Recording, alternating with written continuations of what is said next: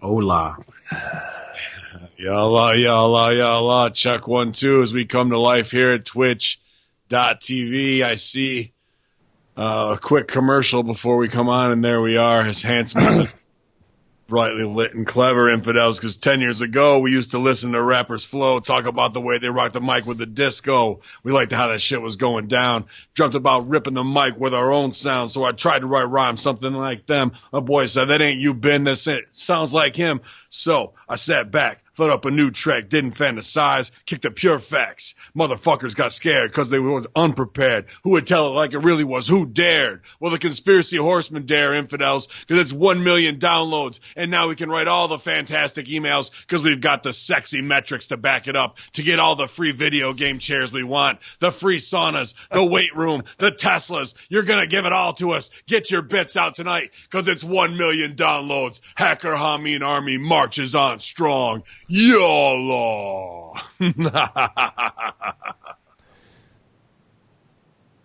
Yeah, 28 years ago, Ice TOG released great album. And 2019, May 15th, the Wednesday Locker Room, the Conspiracy Horsemen, 1 million downloads in a little under 18 months. And it's all because of our loyal following that came over from WrestleZone. It's because of our loyalty as brothers to produce great content in the face of stupid marks who don't have a clue. It's in the face of us wanting to get the truth out and start to wake people up for our own sense of sleep at night, I think. And we've done more than that. And we promoted our stuff, and everyone's branched out and has their own pet projects now, and I couldn't be happier as a lead producer to see everybody doing their thing, man, and shining so brightly. And I thank everyone for all the hard work, especially my Conspiracy Horseman brothers who ride with me here tonight, live from New York, freshly shaved, clean cut, smooth bald head, ready for the weekend matches already. My tag team partner, GGP, what's up, man? Thank you for all the hard work you've been doing. Thank you for giving me the opportunity to do some hard work and enlighten the masses with some truth on this podcast alongside you guys, and unlike giving me the opportunity to venture into a galaxy far, far away with my other group of brethren, and as we talk about why it's so great and we don't complain like a bunch of bitches like these millennials who complain about Game of Thrones and Star Wars and everything in between because they think they're fucking God's gift to community. All you millennials can go eat a bag of dicks. Thank you. Well, some of them do step up. I don't know if it was millennials, but real people who are seeing opportunity. You know, I look at everything marketing wise, you know that, in SWOT analysis: strength, weakness, opportunity, and threats. And every weakness, lies the greatest opportunity. And there was an opportunity in that cut scene, or you know, with Kenobi and Darth Vader, and some real filmmakers applied their craft to it and made an incredible viral piece on it. And now that is as much a part of that franchise in my mind as anything else. So you can cunt off and bitch about things, or you can say, hey, there's my fucking wave. I'm going to paddle in and try and ride this motherfucker. And I think right now you're doing that, and I appreciate the new Force Order and as well as all the work in the ring. So I don't get blown up half as much, man. I appreciate it. Sal, we've been riding together for a while, man. It's been awesome from the start, from me as a fucking fanboy to where we are now and our time at OVW, and everything you're doing, man. The personality that you are in wrestling, why everybody fucking loves you. I know you don't like to get put over, but I'm glad Breaking Sal and this show allow the world to fucking connect to that. That's so ridiculous. instead of more than where's my pizza and look at the size of that guy, because that's like third, fourth down the list on my opinion. Yeah, no, it's way down there, man. So thank you for all you've done. Thank you for giving me the opportunity to be here, man. You know, like it was you. I was thinking about this. The first time I met you was in Queens. I was in Queens the day I got the job when I did, with Spike and that. I was standing next to you. We were right by the curtain. Yeah, well, I looked like a kid then, and then Buffalo. It wasn't until Yeah, and then Buffalo is when. But I remember the first time I met you because I get all bullshit aside. I guess you were a mark, but you were there and you were just talking like we were talking. It's weird because I was waiting to get my ass fucking thrown out of there. Same thing when I met Ed Ferrara. It just went that same way. So connections are going to be there. The best people will always find each other, and the whole wrestling world gravitates towards you. That's just how it is, man. Yeah. Everyone loves Sal. But yeah, thank you for letting me, do a goofy show, like to do our horror stuff. And then I make joke, but I still don't get it. The fact that me and Stevie just record a phone call that we have, and it's Stevie and I. Yeah, you guys do it too? Cause I can't believe the amount of people who like put that shit over, and I'm amazed by it. And mostly because, I'm like, oh, well, it's Stevie, so people are just going to tune in to see Stevie just to look at him, and fucking chicks are going to finger blast themselves to him anyway. And then they'll take a TV show away, too. Yeah, I might as well give them something to listen to while they're fucking blasting their ass to Stevie. Speaking of Chainsaw sends her love, and she says she misses us all, and she felt horrible how things went. And I miss you, Stevie. Gonna call me back next week on some other stuff that I just put out some feelers for. But yeah, ew, gross. We're not missing the sleeves tonight. I thought you'd come full guns blazing for the 1 millionth episode, but I guess you got to pay extra for that now too, like the shirt and tie. But without Stevie Richards, the superstar draw credibility, the humbleness, the want to get people in shape and show them that there's a way to do it in an affordable way and make a lifestyle change. It's helped so many of us at Hameen Brand, myself, Big Ray, a lot of people, Lisa Torch, everybody. So thank you, man, for all you do with the locker room and big brother advice when I need to fucking clear my head, dude, that people here will never hear. Yeah, but, well, maybe there'll be a Breaking Ben episode, and then we can cover that phone call too. And no, Master Shoot Theater obviously is our new favorite thing. Oh my God! I was going to say, you were going in that rap. You started to sound like Vince at the end of Master Shoot Theater. Did I? Yeah, you're like, we're gonna get him. I wanted to try and spin it wrestling wise, and when I read a verse, it never comes off. When it's I know that by fucking heart. I've been listening to that tape since 1991 or 92. Yeah. I should fucking just have it. It's tattooed on my DNA. Hey, but thanks for all you do. No problem. Thanks to all you guys, and it's amazing that this is actually the only instance where social media, like you always say, brought people together for the right reasons. And for people out there in the chat room, people listening, just try to do that. We've been through so many iterations of media, whether it be audio, video, a combination of both, written word on blogs. No matter what, I was doing the tech stuff. Ben was doing WrestleZone. Sal and Papadon were still trying to find their niche. Nothing. They were waiting to figure. Were doing they were nothing. Like, when these two fucking guys going to figure shit out, man? We were reading comic books and fucking. We were doing nothing. But it's funny how just the what was it called again? The hardcore Hameen happy hour. Hameen's hardcore happy hour.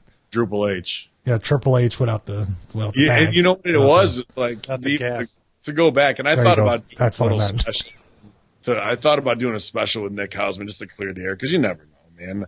Like, if he's got whatever issues or who knows, I don't want to feel like I was responsible for doing anything that would have triggered that. But without that catalyst of kind of burning that bridge and Big Ray pushing me to be like, do more than one show, like, here it is. And all I wanted to do was give him a free episode with me and Corey Bowles from Trailer Park Boys, and they wouldn't put it on. A WrestleMania review. I was like, well, fuck it. Here we go, off to the races, and here we are 2 years later with this, man. So it's been awesome. A way to promote Stevie Richards Fitness and across our fan bases to get to Dr. Janda. And, I mean, just look at all the fucking awesome guests we've had. I mean, we stroked ourselves before and did this in the best of on the anniversary and stuff, man. But it is crazy. And for next week, as we do kind of a schmaz show tonight of what we just been talking about in our chat, which are some good stories, we're looking to have on these military ex-military veterans who are specifically going against human trafficking, have broken up human trafficking rings, child prostitution, and all that. So we're going to be talking to Josh from, I forget the name of the organization. It's SIAM, I believe, Soldiers Against Trafficking. I don't know, SIAT, I can't remember.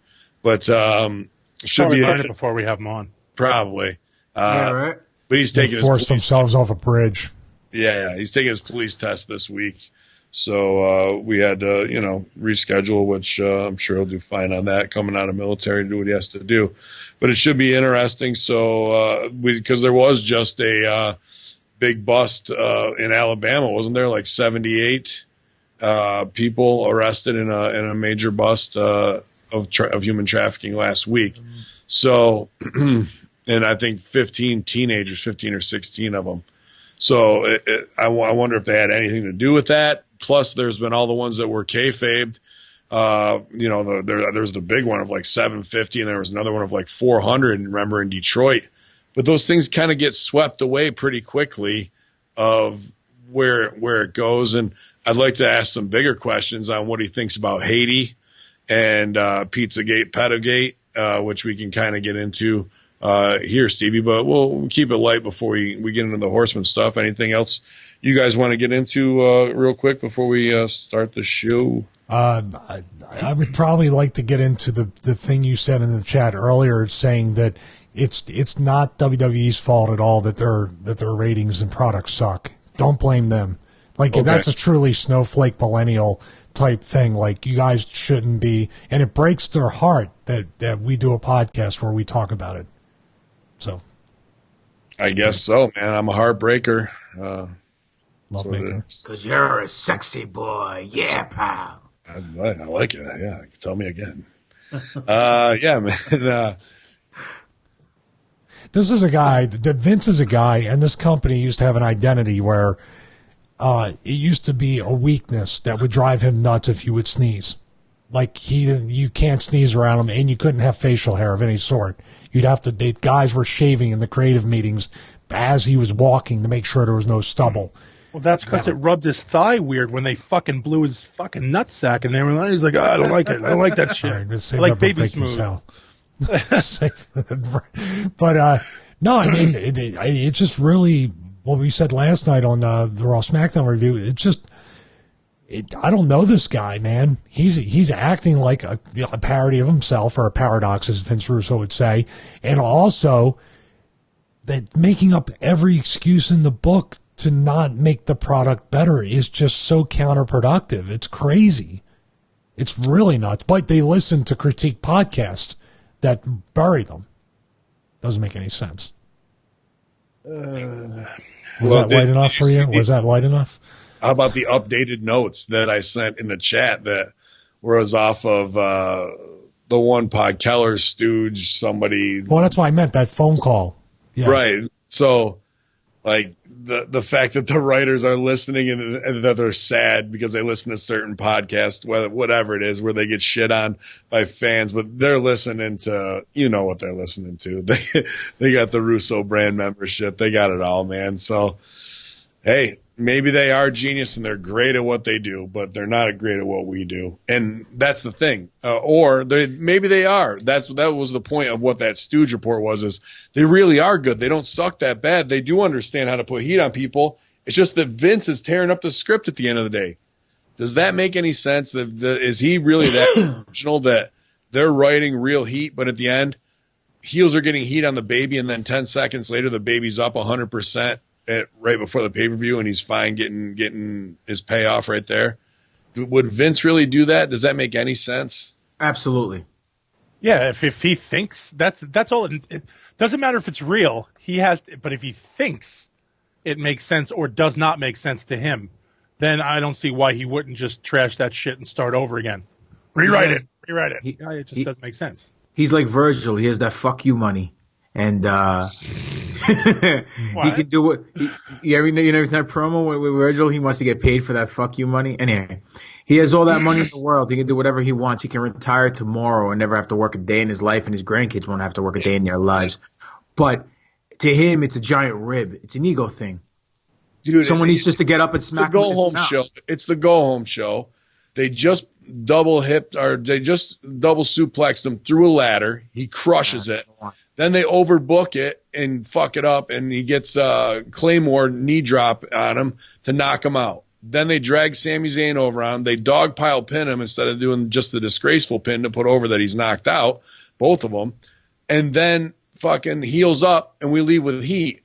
Then heels throw Sami Zayn back out there, who's supposed to be the chicken shit talker who gets away, and Braun's out of the match. Instead, Braun gets up. Now, this is 10 seconds after he's knocked out.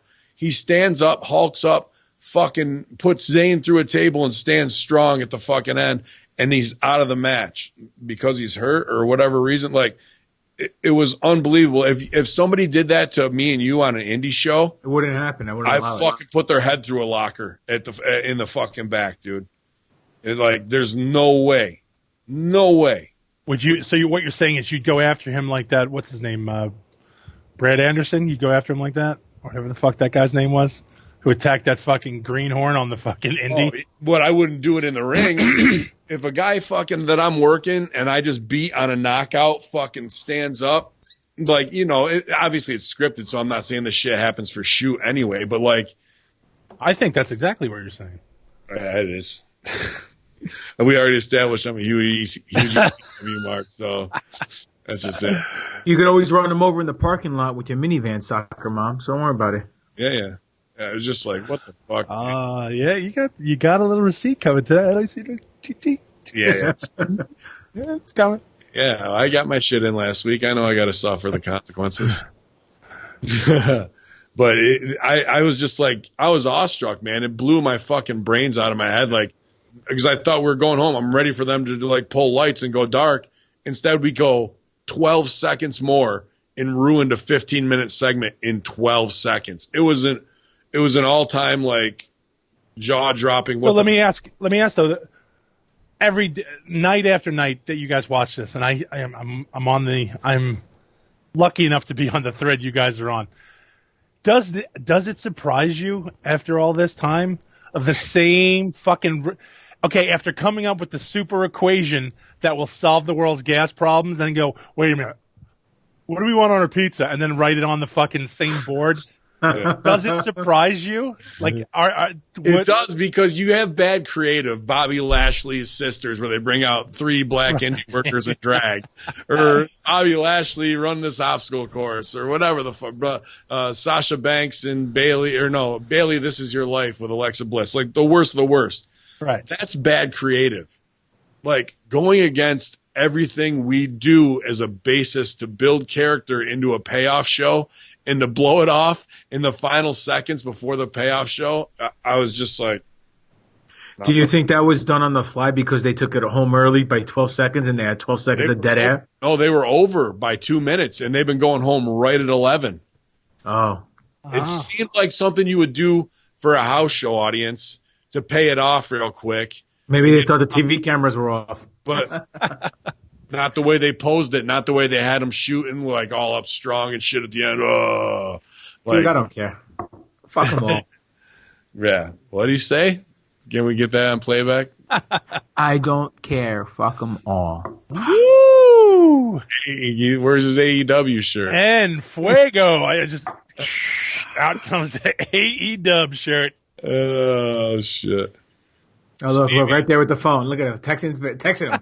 Hey, Paul, you won't believe what GGP said. Oh, he's texting Cody. He's like, he's ready. He's ready. He's ready for his... he's ready when for Ben his did that, I was just wrestling. man, never, not now you're not. Yeah, that was a long ago. But that's something that could come back to haunt us. Maybe that's what the producers heard was my Cody impression back in the day. No, we still get a tweet once in a while with somebody going, "Hey guys." Hey guys. Here we are. Now, so let's talk about how these guys are kid fucking and getting away with it. Or forcing himself off bridges when maybe we're going to get forced off a bridge. Who knows? Yeah, we'll see. Here's do you want to start with that, or do you want to go? Well, we were supposed to go light, but we started getting depressing anyway. Do you want to talk about the ghost stuff? We'll see. Do emails first, or what? Also, Moses, I sent all the shit over. Yeah, Greg Mosier's number is in the chat if you want to call him on that. So add him to the Skype call then. Yeah, it's you, man. Oh, I guess I have. No, You're the producer here, guy. Stop looking at all the kitty videos. Yeah, for fuck's sakes. So this would be a good time to plug our paranormal investigation from last year. I think it was June 29th, Capitol Theater, Rome, New York. May have an opportunity in August to maybe do something really cool too, if everything comes together. So check that out on the YouTube channel. Or don't. Sal says don't, so go fuck yourself. Do you like the description of Breaking Sal? Did you like? I said don't. No, or just don't. Go fuck yourself. Right? That's what you say. Hey, you can go there, go subscribe, I'm tired of begging people to do stuff, man. If you want to do it, do it. I'm not going to twist your arm to do it. Just go do it. Enjoy. You want to enjoy yourself, go do it. You don't want to enjoy yourself, what the fuck do you want me to do? You want to dog looking this way, the other dog looking that way. You got to go, what do you want from me? That's going to be the description of every Breaking Sal from now on, where we've just you go to do the description and then you heal everybody like, what the fuck am I? Yo. You want your hand held? Oh, here we go. Oh, shit. Here we go. Here he is. Yo, what's up? How goes it? Do you guys hear like a slight Jamaican accent? Like he's Kofi's trying to, here? Yeah. Like he's trying to talk? Yeah, I've been hanging with Kofi, man. You got video, kid? Yeah, man, I've got the Skype app. Yeah, if you want me to load it up that way. It came through on the phone, so. Yeah, show the world your pretty face. I just called his phone number off of that. Yeah, we're good. Well, you guys know you see this goddamn face all over the place. Instagram, WWE.com, Kofi Kingston's Instagram, all of ours trying to get the ProWrestlingTees.com rub. It's one of the Hamian Army soldiers straight out of Kentucky, hanging with the boys in black, giving them all the tats they want, touching them up. Yeah. It's the Mose himself, Greg Mosher, Garbex Edge. Welcome to the show. Hey, thanks, man. Thanks for calling, dude. How are y'all doing? Just peachy. Much better that you're here. Oh, shut up. Sal's so bummed with me right now. He can't think straight. He's trying to learn how to do Procreate so he can bump me out of the wagon. I'm just going to start tattooing people. I don't even know how to fucking tattoo. Yeah. Never stop some of these people. What's good? What's going on? What's going on over there? What's on the topic tonight? We're trying to get a show going. I don't know. What are you doing? Right. Just chilling, thinking about y'all, There's a conspiracy. There's a conspiracy in Kentucky that you sneak in Illuminati symbols into your tattoos, and everyone's and that's how people know it's you. Hey, I got it in, man. I was trying to get y'all shit in, man. I knew when I talked to Kofi, he was like, "Yo, can you tattoo me after SmackDown?" And I'll get you and the girls into the show and everything. And immediately, the only thing I could think of besides going was, do I wear my Vince Russo guy shirt or do I wear the Conspiracy Horseman shirt? Which one do I? You know what choice. I mean? But yeah, you already know. But I was immediately going heel heat right out of the gate, like. And did you sneak in a horseman symbol on the back of his neck like you said you would? Man, yeah, I tried, but. Kofi, it's okay. I'm almost done, bro. I'm almost done. You might see it one day. So, but yeah, no, man. No, just chilling, hanging. Yeah. So what's up with Ben? You coming back this way? Well, or? We wanted to do. We'll find out the next week. All right, let's segue. Let's segue to the paranormal I stuff. get it. Yeah, they get a little cliffhanger there. Yeah. You guys want to talk? Yeah, you guys trying to get into that? Yeah. Well, we wanted to. We figured we'd try. We never, because a while ago when we did the paranormal investigation, put it up on YouTube, and then we had an episode after that where we kind of dipped into it again. You told us that you had a really freaky experience, and this is like months ago, so we've been meaning to get around to this. Yeah. So, yeah, just the floor is yours, man. Tell us what happened because, I believe in that kind of shit. I don't know about the other three guys. Yeah, let's set the mood. The rest of you fucking hang on. Let the rest of the smooth brains in the fucking chat room. Everybody turn down your fucking lights. Everybody relax a little bit and just chill out and just get ready to hear some fucking paranormal shit from one of your own. Right. Actually better than all of you, but one of your own mostly. Thank you. Go ahead. All right. Okay. So here we go. It's around Christmas time. Not quite there yet, but winter for sure. I was still living in Louisville at the time. I'm in Southern Indiana now, but spiritual guy, but never had never been one of those that's like heard a voice, seen anything, any of that jazz. So I'm going into the Waffle House by my house, which is perfect for a Kentucky conversation. Yeah, and there's this older couple there, just it's pretty packed, whatever. It's late in the evening. Older couple there, looks very Pentecostal, so to say. You know what I mean? They got that handmade clothes and the big hair and the whole deal, all the jewelry and all that shit. And I'm just sitting there waiting for my food, but I have a huge Jesus image tattooed on the top of my head. So I'm bent down tying my shoes, and the dude comments, "Hey, can I check out that tattoo?" And yeah, I'm having the regular just chit chat conversation with the guy, about tattoos and stuff, and kind of go back to about just chilling, hanging out. I keep looking up, and they're both just staring, smiling, the whole deal. Kind of keep giving them the friendly nod, but I'm over it at this point. I'm ready to just kind of get my food and go, but I've been in eye contact with them this whole time.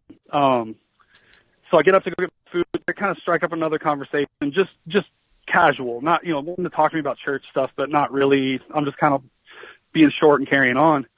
And so I go to check on my food, and I turn my back to them, and I hear this conversation going on behind me, like the dude accusing the woman, like, "Oh, are you going to keep looking at him like that, you fucking whore, and you slut, and this and that," and her being like, "Fuck you, don't come at, don't talk to me that way, you motherfucker, and you're this or that." And I'm just like, what the fuck? So I turn around, and it's straight out of a movie. They're both just staring at me. Like, I mean, smiling ear to ear, the whole deal, not saying a word, but it's like, three-way dance, buddy. It's them. There's nobody else behind me. You know what I mean? There's nobody else behind me. But there was no time to like snap in and out of this conversation that quickly and just be calm and chill. So the whole time there's another lady waiting for her food as well. And she's just been kind of pacing the whole time, like back and forth, back and forth, back and forth. And so now I'm just like chilling, trying to like get my food and get out of there, kind of getting weirded out. I look over, and I know this stuff sounds really stupid, but it is what it is. I look over, dude, she's on her knees, like speaking in tongues, looking at herself in the mirror, and no one is acknowledging it at all. No one. And I'm just like, people just eating their food, doing this whole thing. I look again behind me, this couple's just staring a hole in me. You know what I mean? Like, not saying a word, just grinning. So I just get my food and like jet, and I'm like, so I run out to the car, I get out in the car, and I'm like immediately thinking, I don't know what the hell just happened in there, but I need to go. And then I'm like, being me, I'm like, no, I'm going to go in and take a picture with them, because I don't even know if these motherfuckers are real. And so I go back inside, and I have my dude that works there take a picture of me with them, so I could just like kind of tell somebody when I got home. I was like, man, this is the craziest shit. I get home, and my girl's just chilling in the living room, and dude, she's like, what is going on with you?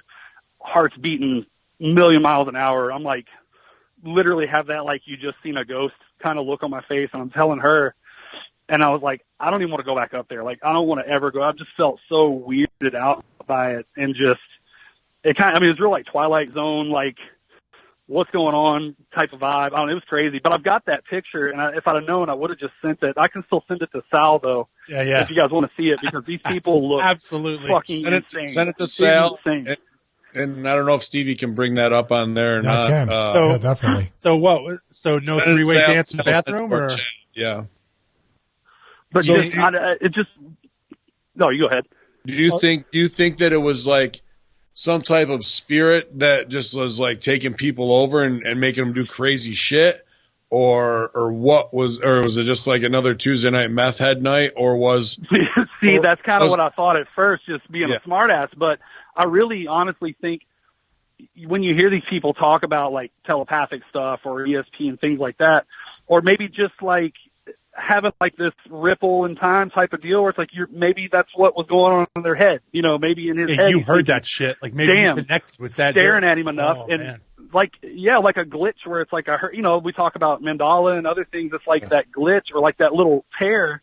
And it's like, did I just hear something or see something through the lens I wasn't supposed to for a minute? Because it lasted probably a total of 2 minutes. You know what I mean? It wasn't very long.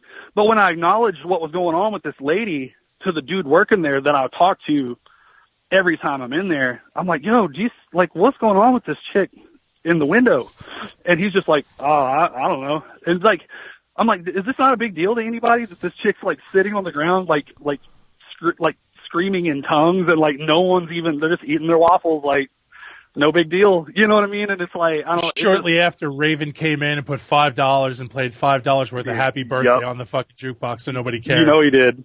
Yeah. You know he did. So but yeah, man, I'll send that picture too. If you send it to me, I'll send it to Stevie. We'll put it up. So here's my other thought. What if? Because here's the other thing. Like we've discussed this, like with how you guys like to blame the certain guys, and I said, what if all these people who just have this fucked up sense of humor decide to fuck? What do you think they saw this tattooed guy come in, and he's like, hey Ethel, let's fuck with this guy, and started busting your balls. See, these people didn't look really intelligent enough to do that. You know what I mean? They just looked very low key, like not poor, but like that, polygamous. They were in Waffle House for fuck's sake. They're not top of the food chain, guy. Right. They got a church. They got a church in their garage. Right. Dude, there's kind of that vibe. You could just tell it was like some of that, like, hey man, if the snake bites you and you don't die, it's because that that type Jesus of shit. protected you. And yeah, dude, I don't know what was going on, but man, just that, like, the amount of loud, rowdy conversation that was going on behind me, to turn around and just they're just calmly staring. Like, hey y'all, dude, hey Shag. And I'm one of those. What do you think? What are the odds then? Was it something? Are you leaning more to like some strange telepathic connection where you could hear thought, or was there a rift in time and it was a different conversation altogether? Or were they really? I'm thinking the link. And you turn around and they fucking can snap into it like that's their bit. See, I'm thinking, and that's the thing is, with me not being into that kind of spirituality where it's like the speaking in tongues and the whole deal, could it be something with them where, whether I think it's bullshit or not, that they could conjure that kind of moment? You know what I mean? Because they had made the connection with me right out of the gate, like, oh, this guy believes in Jesus. He believes in God, or this guy's a Christian or whatever. Let's dig into him. You know what I mean? And maybe create that kind of mood or that kind of vibe. Like, what if they were trying to fucking see if he was down? Like, what if they were seeing if you? Yeah. Like, hey, blah blah blah blah blah blah blah. You know what I mean? Or if they said if he gets what we're doing, fucking get him in. Right. Get him in on this. Maybe we'll do a little slobby da in the back, huh? Right. Hey. It'll give you an extra smothered and loaded in the fucking Waffle House bathroom. Double. No, I'm about to send you this picture. I'm about to send you this picture, and you'll probably retract that statement. You'll be like, dude, I would have fucking ran. Likely not. From seen some of the rats in Louisville, so no, I'm gonna say no. Oh, dude, I've been to OVW. I know what it is. I know what it is. But yeah, it's sorry, I'm like shifting through trying to find this picture. But yeah, man, I don't know. I mean, I think after experiencing something like that, when I hear people talk about it, this shit just doesn't sound as crazy anymore. You know what I mean? It's like, man, I can kind of see where these people are coming from. Like, I just can't really. Well, there's no importance to it. Here's the deal, man. Like, why did it even happen? Like, have any of you guys ever met somebody who while you were sitting there, you thought they were fucking dangerous? You're like, oh man, this guy is eating someone's face once.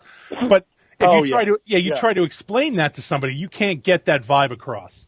Yeah, but most people see you and they think that, not you, Sal, Greg Mosier with all the head tats and shit. Like, he's an intimidating dude, so it's funny to me that the tables are flipped on him in one way or another. That's what I'm saying. My core, bro.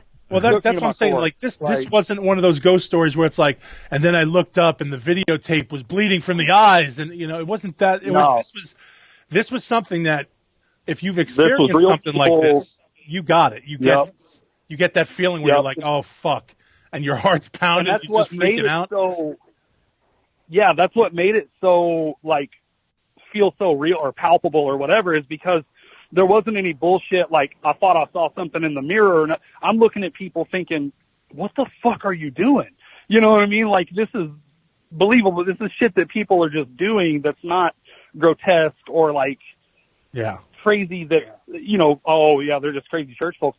But, I'm sitting there thinking, like, were they just traveling through? I mean, these weren't people that looked normal, and it's like, but they didn't look like, oh, these people are messed up. They just looked like a crazy old kooky, I said, snake charmer church people, I can't wait to visit.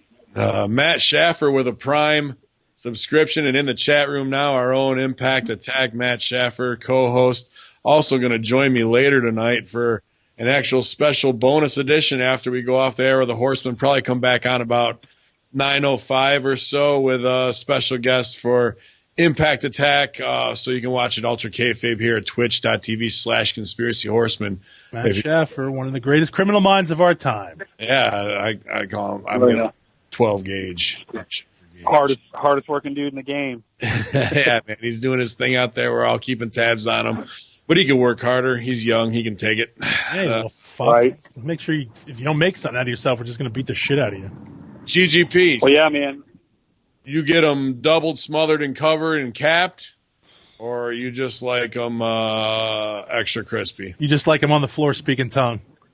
A little bit of both. It depends what day of the week it is. Right. Holy shit.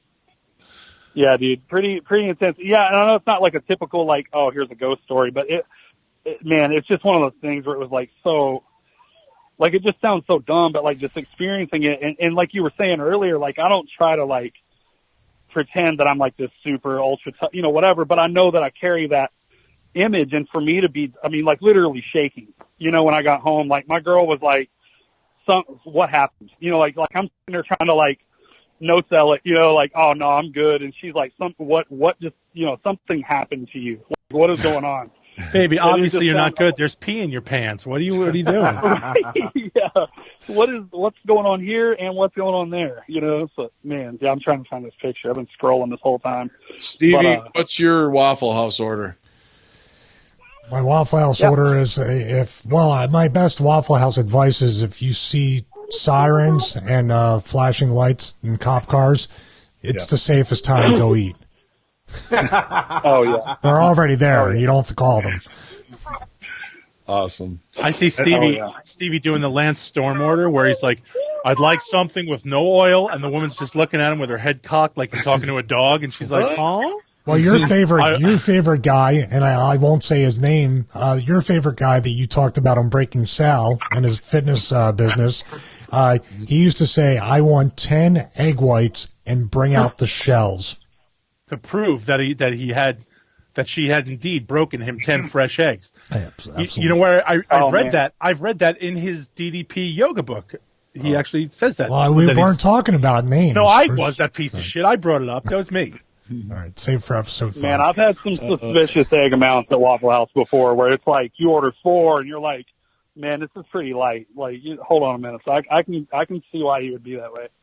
Okay, now listen to him. He hangs out with one world champ, and now he's superstarring guys already. Oh yeah, dude! I want to see all the eggshells. We gonna do send us? Are you gonna send us a WikiLeaks link that has no on it, or? Yeah, man. Hey, I'm doing my part. Like fresh eggs. Doing, yes. Yeah, right. I'm doing my part, man. I passed along. Dude, it's not gonna be long, and Stevie's gonna be back working for him, man. I gave his number. I gave him Kofi's number. Got him linked up. Kofi told me they've been reconnecting, and he's been writing lines for him and everything. Oh, I'll go back to work for Vince before the other guy. That's no doubt in my mind.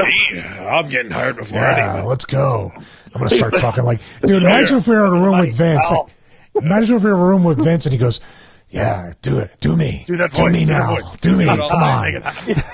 Well, I was actually thinking about that, and I hate to do this because I don't like to pre-plan master shoots, but I was watching the Ted Bundy tapes because that's all that's hot on Netflix is murders, and how they got Ted Bundy to talk was him to talk about himself in the third person as a professional witness. So I thought maybe we could do Vince talking to Ben. Like, that would be something he would actually want to hear for his ego. Oh, yeah, that'd be sick. But hey, Mose, we want to get more tattoo business. I want to get some cover-ups of these dumbass tattoos I got when I was a young buck myself. Too sweet me, bro. Yeah, bro. Need to get covered. In the mouth. So I definitely will be seeing you sooner than later, hopefully sooner. But yeah, man. Let everybody know where they can find you right now on social media to see your work, or where they can come find you in Indiana, Kentucky area, man.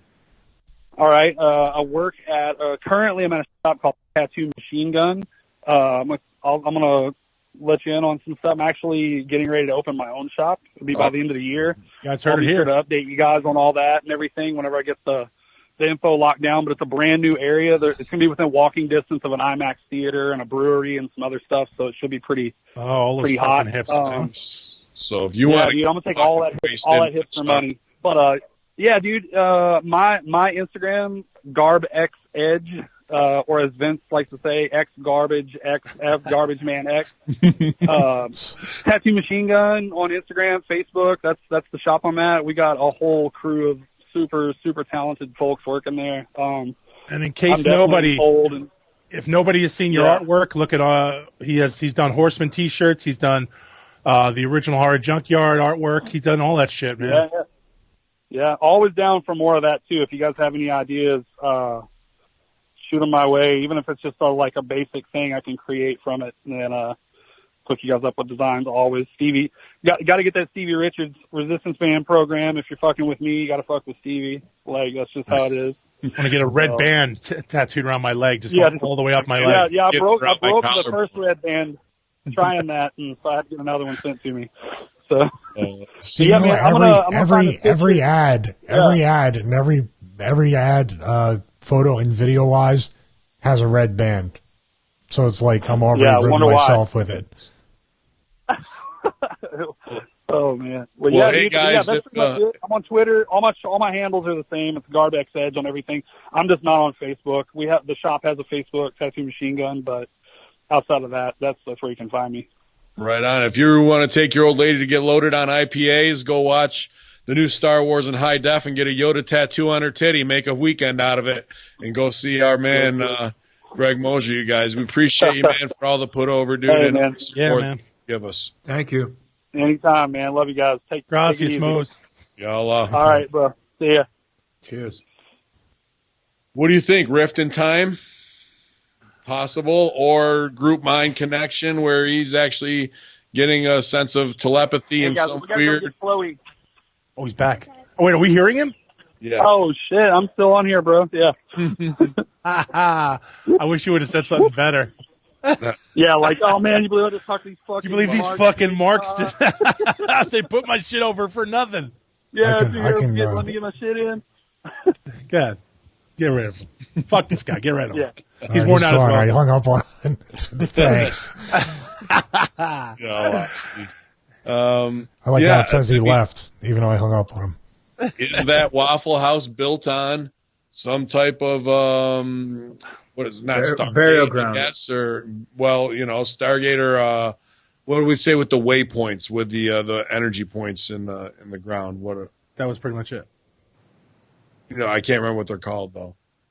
The ley lines? Ley lines. Ley lines. Is that a place where maybe energy or time or something's stored? I think it might be a little more terrestrial than that. I think it might have literally been they were trying to see if he was down with it. The fact that he was representing the fucking God, they wanted to see if he was down, and if he would have went, who knows where they could have took it. If they had saw, but he got shook, and they were like, he's not down. But imagine like you're in that moment of how he describes it, where it's like the black hole sun video with the people in the faces, like looking at you and shit. And I should have said, what were you on? Because maybe we can recreate that trip too. I should have asked him that. But, like that, but then add in Voodoo Mama Juju outside counting the eggshells and reading DDP's future and shit off of that. Like, like all that going down at Waffle House. Like, we've seen some crazy shit. But is that par for the course on a Tuesday, or is that? That sounds like a Louisville Tuesday, man. I know, for me. But if you are used to it, and then you have that feeling, even still, that's something to put over too. Like I said, that's the thought that came to me. This wasn't and then I looked in the mirror and I saw the fucking horns coming out of her head. It wasn't about that. It was this guy saw something that got shook by it, and look at him. People hug their kids when he walks by. They're like, "Come here, honey, get away from him." And and then for him to get shook up like that from just the vibe from two old people, who I'm sure he could have took. I'm gonna wait for the picture. I'll see what they look like, but pretty sure Greg wouldn't have been intimidated by him. But So do you think, so nothing's more intimidating than two religious zealots in a Waffle House? Is that what you're saying? True story, dude. That's what I'm saying. If they're playing religious zealot, like, this is. can I see your tattoo? Oh, that's our Lord and Savior. And then all of a sudden later it's like, oh, this fucker, don't you look at that fucking cocksucker. No. What if we walked in the Waffle House? Hey, y'all. What if you walked in a Waffle House and said, "Oh, sorry, Shug, this is over Waffle House. You go down to the Jobber Waffle House." There's a bunch of locations where they're like two within 100 yards of each other, so there very well could be Jobber Waffle House and Over Waffle. I would be going to that one if he was an Over Waffle House. This looks like Bill Apter and like Sasha Banks' mom. All right, let me get the I'm picture. sending this. Hang on. I want to say shout out Paul Marzola, a big supporter, 1,200 bits tonight, as well as from down under. Brent Logan, the newly engaged Brent Logan. Brent Logan, you fuck.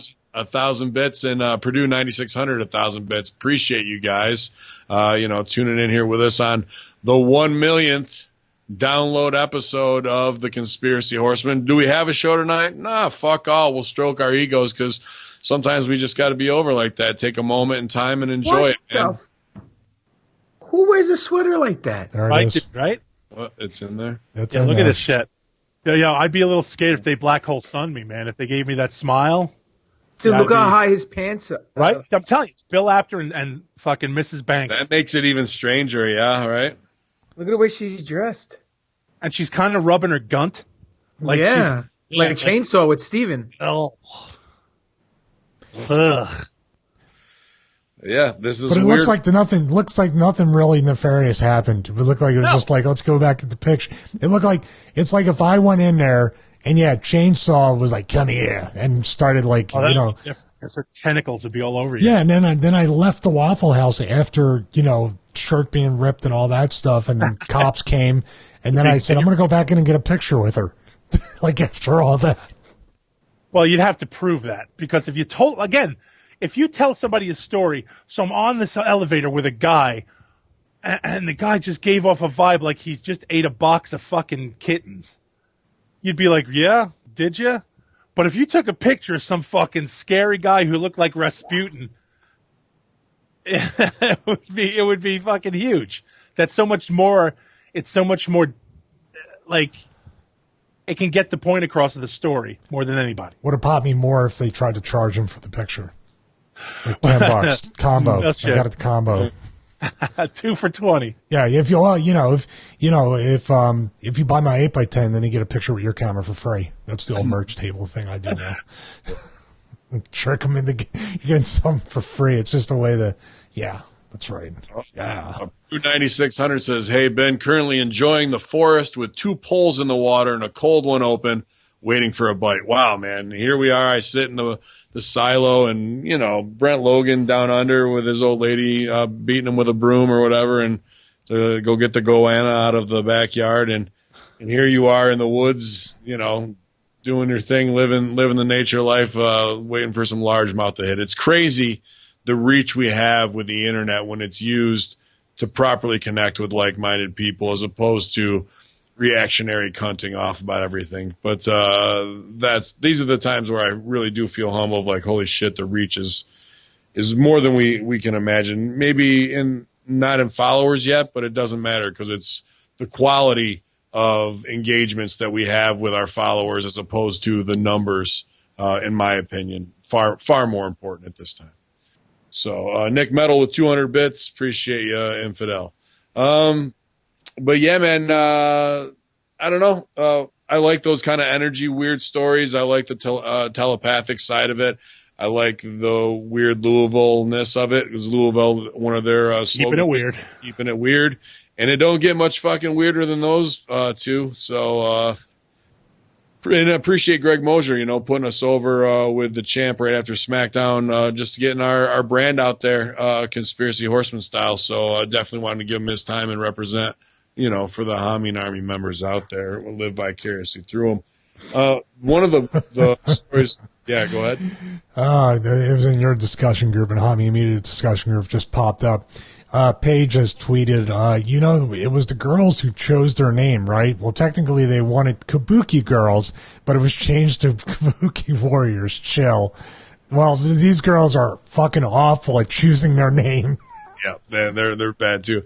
I saw another good one. I was going to take credit for, but I won't. But the walk and sock a connection. The walk and sock. It's funny. I had Sue She with she, for the women's revolution at the end. The Yokohama Mamas, and I think they should have went with their original name of Jumping Bomb Angels. Midnight Panda Express. Oh. It's great that you can say all that stuff in Vince's voice and it doesn't matter. Like you're completely absolved of any. I don't like the Kabuki. The Kabuki Warriors now. That sucks. How about sushi? Yeah, I like that. What did you call him? The Fukushima? Oh no, Fukushami Fred was Nakamura. Yeah. Where's Fukushima Fred? Get him in here. Kick me in the balls. Yeah. Give me that moonwalk. I want to do that again. Yeah, man. So we're going to talk about this guy who shoved. I don't understand this. In the news article, everybody, I'm looking at it across all these news outlets. It's almost like they know. Like Isaac Hayes has reportedly, quote, forced himself off. Isaac Hayes. Isaac Hayes. He was like, damn, children, damn. Where the fuck is they're both dead? Jesus Christ! I mean, what's his name? Damn, children, I'm out. Isaac Hayes now. I'm gonna go. Okay, who's the all man? right. Fuck you, Russo. Fuck you. All my beer. Isaac Cappy. There, that's his name. Colin Kaepernick. He's dead too. Colin Kaepernick forced himself off a bridge. Off a bridge? Now it's a real conspiracy. Oh my God! Isaac Hayes was like, "Don't jump." I'll jump. Well, he did die in the episode by falling off a bridge. So there you go. It's the man that's Damn, jumping off the bridge. It's me, Isaac Hayes. Isaac Hayes. Bloop. All right, well, you can just spend the next hour on that alone, I guess. Nick Metal just. Oh my God! I didn't know Michael P.S. Hayes threw himself off a bridge. Oh, that would be amazing, actually. Holy shit, would that make my fucking day? He'd probably bounce like a beach ball. So he fly. He's a free bird, dude. Come on. Yeah, oh, nice. Yeah, he's a lot more than that. Okay, so Isaac Cappy, quote, forced himself off a bridge. Yeah, so to recap on the backtrack, because Isaac Cappy forced him, and the He's word dead like Isaac Hayes now. They're both dead, so we can agree. Why do you have heat with Isaac Hayes? What did he do? Don't. South Park has more heat. Is Isaac from the Love Boat dead? Isaac from the Love Boat is dead as well. He's dead too. So it's a triple threat then, right? Triple threat. Oh well, never mind. Don't show anyway, call the match. Don't do that. I did read the article early on because when it happened and I saw it, I was like, we all called it. We all said it. Yeah. We all said it. Well, let's back up. Let's start first. What happened? The wording of the article was so fucked. He forced himself off a bridge. Right. Like one hand was holding on, the other hand grabbed the other hand and goes, "No, you motherfucker, we're going," and pulled it. Like he had to go back. And then he was hit by a car. That's what killed him. Now, did anybody else imagine the fight from Army of Darkness when fucking Ash beats himself up and he's fighting himself to throw himself off the bridge?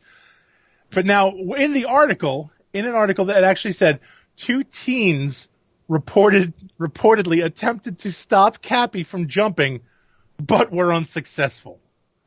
So he threw himself despite people trying to get him to stop. Which, yeah, I thought he was forced off the bridge. That part of the story sticks out to me of like all of these witnesses. It's code. It looks like code in the title. Right. It seems like code in the title, and then the story doesn't line up. Of he forced himself off the bridge. Of they're trying to stop him. But it doesn't say he forced himself out of their grasp. Well, here's the thing. Have you ever seen a quote in a news title where it wasn't quoted in the article? Like usually nobody was quoted by like. That's around 7:30. State troopers responded to a call that a man forced himself off. They keep putting that in quotes. But the quotes are the way they're set up, and the fact that they capitalized the Q that on a couple of those are made it bold. Yeah. It looks like code throughout these articles. So what we talked about, this was probably back in January, guys, when he was doing the Stooge. Mm-hmm. If I get the timeline right. What's about now? So this guy is an actor, but I mean, bit arts, but he's been in a couple big flicks, but nothing where you'd know him. But he's a Hollywood scumbag who came up with all the producers' kids. He's seen it all. He's seen the Hollywood parties. He knows who the pedophiles are. He knows what the game is. And what we wanted from Corey Feldman and weren't getting, because Corey Feldman's a far bigger name than this dude, than Isaac Hayes. Which isn't saying much. Right. But, there's a track record there. This guy, it looks like he's just trying to get his shot in the spotlight by stooging people off, right? So his name's out there, but we're like, oh, it'll be funny when he's found with a red scarf on a fucking doorknob. Bing bong, forces himself off of a bridge, and hit by a car and dies at age 42. And he was giving up the goods on who is a pedophile and leading people down the track, and was very involved with the QAnon stuff, and trying to, or claiming that he was in that. Now, sorry, I'll let you go 1 second. Yeah. There's an Instagram post that's supposedly his suicide letter, and I read it. That sticks out as very suspect to tie a lot of loose ends up and push a motive. Go ahead, GGP. This whole thing started back in January with he keeps coming out on YouTube with these videos saying that Seth Green was a pedophile. Macaulay Culkin was part of some kind of child ring with this thing called Voodoo Donuts up in Seattle, and that the owners of Voodoo Donuts had a child ring, sex trafficking ring similar to Pizzagate that on the West Coast. And he just started dropping names. He came off like a douchebag. He came off like one of these millennial hipster guys on the video, because he would say, oh, this guy is a kid toucher. It's coincidentally, this guy's a kid toucher. And then he'd say something, never have any evidence, never show any evidence, try to get his shit in to get famous. I don't know if he's lying or if he's telling the truth. Obviously, we're not there. But then this guy disappears like a fart in the wind for some time, right? And all of a sudden now he shows up dead. And supposedly he forced himself off the bridge. Maybe forced himself is the new political way, correct way of instead of saying jump to his death like a cunt that he is, or throwing himself off a bridge. Or maybe the guy was just high. But the letter itself said he did wrong, that he was doing some bad things. He was intoxicated, gambling, drugs, liquor, all this stuff. Let me read it because it feels like a setup. And I want to. It does. You're on it, and unless they hear it. Anybody want to go before I read this, because it's a fucking Hans. Yeah. So, but here's the thing: when he came out and he dropped all this, him and Seth Green got kind of cool for a while. I guess they were partying, hanging out, and then he turned around and went, Seth Green has a secret room and there's kids kitty clothes in it and toys and shit. So Seth Green came out and said, all right, it's embarrassing, but I got a lot of secret rooms in my house, and me and my wife role play, and that we do like I have her dress up like schoolgirl shit. Now, okay, but he came out and kind of squashed that. And everybody was like, who cares? No, nobody cares, Seth Green. You're 4 foot. Who cares if you're a pedophile? You're barely a child yourself. So they went through that, and then everybody took this guy. He's kind of like, you've proven nothing. You've said a lot, but you've shown no proof. Then he dropped the big one and said Tom Hanks and Spielberg were involved. Right. Then my man went off radar. Right. He was gone. Right. You didn't hear fucking dick and all Seth, from him after Seth that. Green did come up during that time of what's his nuts from Head of the Class, like that Right, whole Dan Schneider. Right. When they were grooming those kids. I mean, you can go back in Seth Green's career, like 6 years old and shit, right? So he came up during. And when you started naming the donut place and like, I was like, okay, all right.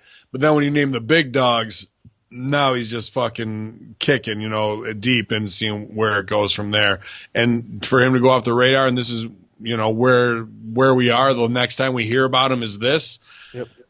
I mean, what society, Stevie, are we living in now where this will just be brushed under the rug? I mean, we saw it with the engine getting blown out of the car of the other reporter, and just people getting clipped who are stooges, and even Assange now. I mean, if they're doing it with this guy, you think they won't hit Assange too? I mean, open murders in the world for anyone who was thought of maybe as an anti-hero now could be a target, and we're okay with it. Yeah, I was reading some of the comments on one of the stories, and they're making him out to be the heel without saying. There's like one every 15 comments that says, this guy was exposing all the pedophiles in Hollywood, and he disappeared, and now he's dead. We should probably be trying to figure out if someone did this to him or made him get to that point. Yeah, absolutely. And what was the purpose? We'll find out. Maybe, if you want to believe it, this is from People Magazine. People Magazine is publishing this story first and has from an Isaac Hayes Instagram that had this only what's his name? Isaac Cappy. Just that one post on it. This is tiny as shit because I can't enlarge it. Wow, God. Sorry, guys. It's a Frankie Zero. You thought email? You want me to? I'll read it. I got it here. You want me to read it? Hot tag. Thank you, Steve. I'll drink whiskey while you drink. I don't got a problem. Hello. I'll sing it like Lionel Richie. It starts with hello. All right. Hello. Over the course of the last week, through introspection that should have happened many years ago, I have come to some stark revelations about my character. It is a testament to my utter arrogance that these revelations had not come sooner. You see, I believed myself to be a good guy. I have not been a good guy. There's a lot of caps in this, by the way, when you hear me emphasize. In fact, I've been a pretty bad guy throughout my life. I've used people for money. I've betrayed many people and much trust. I have sold drugs. I have tax delinquencies. I have debts. I have abused my body with cigarettes, drugs, and alcohol. Oh, my God. This sounds so written by somebody else. Oh, fuck you. Sounds like a promo from... This is 1/6. But at the same time, aside from tax delinquencies, I'm on the same page with everything he's done so far. I'm like, I'm not throwing myself off no fucking bridge. I have been abusive to people who loved me, including my family. I have expected help without putting proper work to help myself. I have used money to gamble and lose instead of using it to further my gifts. Earlier this week, I committed an act so flippantly, without thought, that will become synonymous with short-sightedness and petty, vile greed, and in the end has cost me everything. I will publicly disclose the details at the right time. You see, now you're dead. I know. You see, while I supposedly wanted to make America great, I have not put much work at all into making myself great. I've wasted much money on speculation and gambling and have gambled away my future. Time that could have been utilized to nurture my many gifts has been wasted on my frivolity. What were your gifts? I know. Wasn't a great actor. Terminator Genesis wasn't that fucking good. And while he didn't write that, I said that. He should have wrote it. And while it's true, I've spent many, many hours of research and disseminating information about bad actors, I have had so little care for introspection of my own actions. That's interesting. I've spent time disseminating information. Does that mean he's being given information and putting it out there? Mm-hmm. I think so. Yep. It attests to my sheer arrogance that I had not come to these revelations sooner. To the Q movement, I am so sorry I have brought shame upon the greatest military operation of all time. That's a weird. That means it is military. But does that also seem like this might be a hit from the inside, from the Q movement, where they're fucking trying to, like, there's a split inside? If this was your suicide note, would you be putting this kind of shit in there?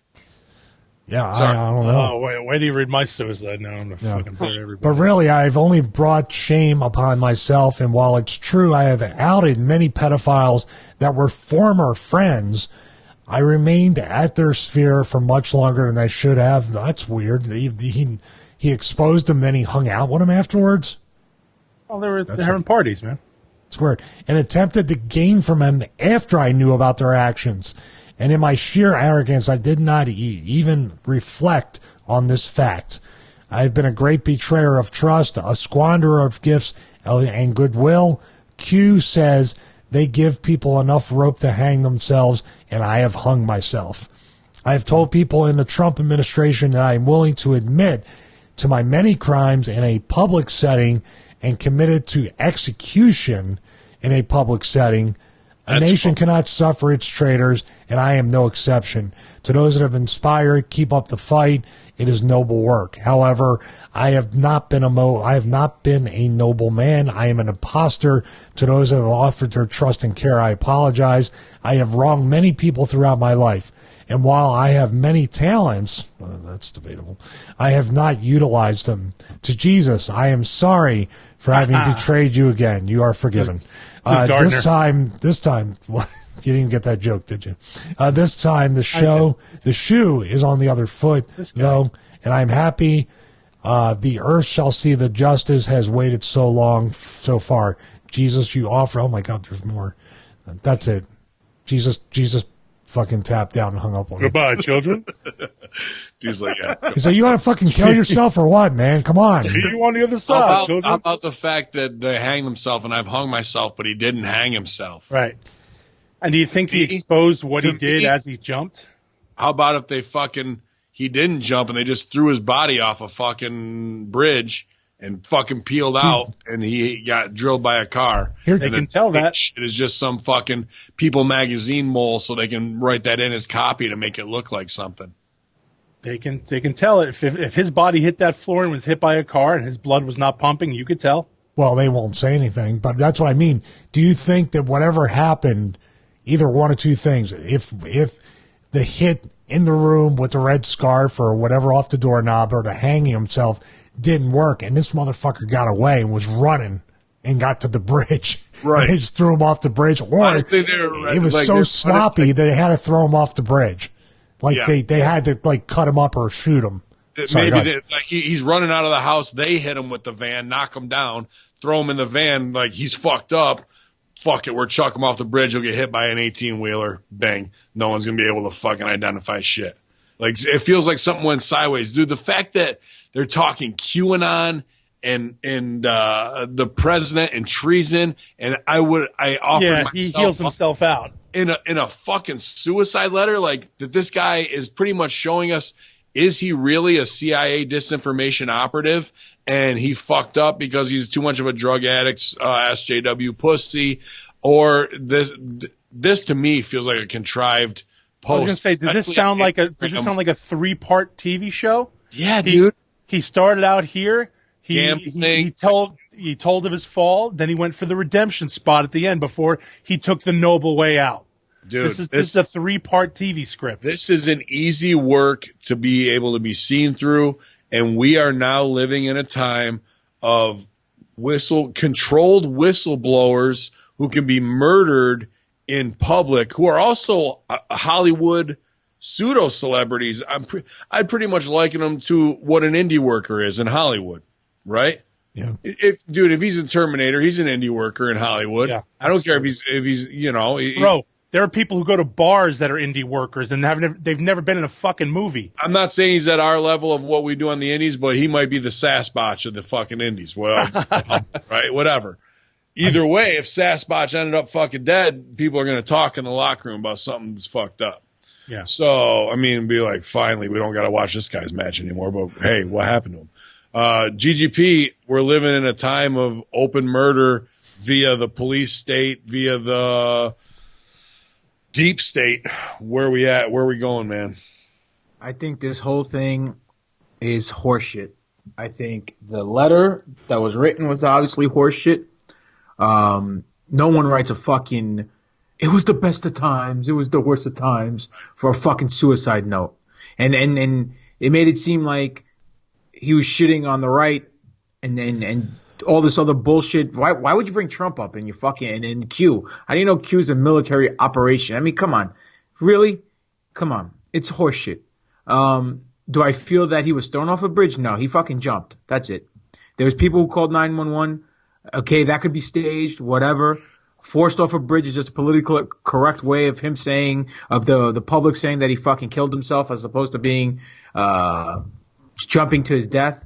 The guy jumped to his fucking death. Maybe he was stoned. Maybe he was drunk. Maybe he couldn't take it anymore. Maybe they were threatening someone in his family. He said, if you don't fucking take yourself out, we're going to kill your sister or your mother or whatever. What about the part with the gambling?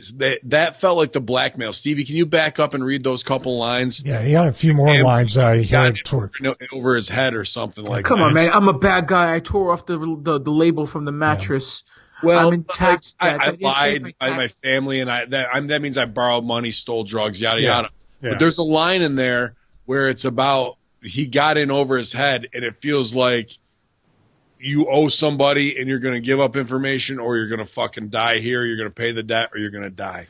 And there's one line, but this post feels like a contrived thing. Like, think about the circumstances where you would write this type of post, like Sal said, to go from an emotional thing of I feel bad about how I treated my family and I'm a shitty person into apologizing to the QAnon community to saying he's a treasonist a traitor who should have been killed for treason under the Trump administration.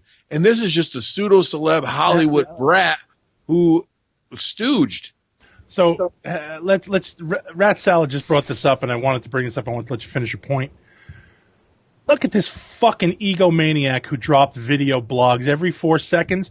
Why didn't you give us a fucking big suicide video that showed your leg? You could have gotten so much emotion across by telling us, I'm a bad guy. I stole from my family. He could have laid this out, and this guy could have been a fucking household name for his suicide note alone. He would have made legendary status, higher than any fucking bit acting part he's had in that fucking town. He could have been known on every ranker list. He would have been on every fucking slapped ham YouTube list. He would have been on everything for the most downloaded suicide note video left on the internet. Yet he wrote a fucking jag-off note. Well, the note that doesn't... Too long. He went way too long, too. He went over his time. 2 minutes over. He got up from the table bump and he was like, he's like, he buried his own fucking suicide. But there's one line in this that really... There's more than one, but I don't see suicide note in this. I see him confessing this stuff. I see him saying, if you're going to kill yourself, why do you say execute me? And also, where's it at? I have committed that act, and he says, I will publicly disclose this at the proper time. If you're about to kill yourself, why are you talking about anything in the future that you're about to do? Plus, the most important line of all that he said at the end was, first they came for the socialist, and I did not speak out. That's all he left out, actually, was that fucking poem. And it is a poem. He threw himself off, and he was like, guys, I'll tell you, and dramatic pause, and then splat. So he didn't get the chance to. He really wanted to, but he the cop was there, and there was helicopters, and he's like, just tell us that Tom Hanks fucked the kids, and he goes like, I think he fell. All right, give me a name. Give me a name. Tom.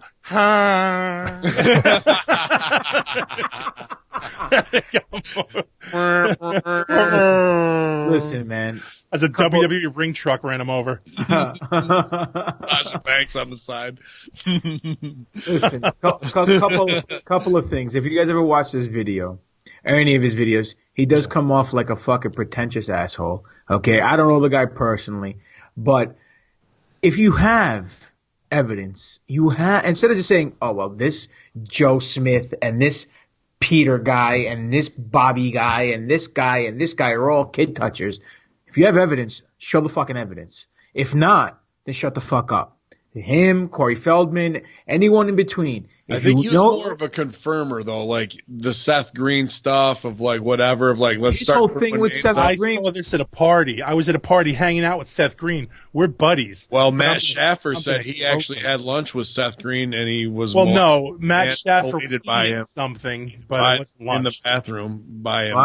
Matt Schaffer was molested by Seth Green. That's what I read. Even though Seth Green was 15 inches shorter than he was, he's still.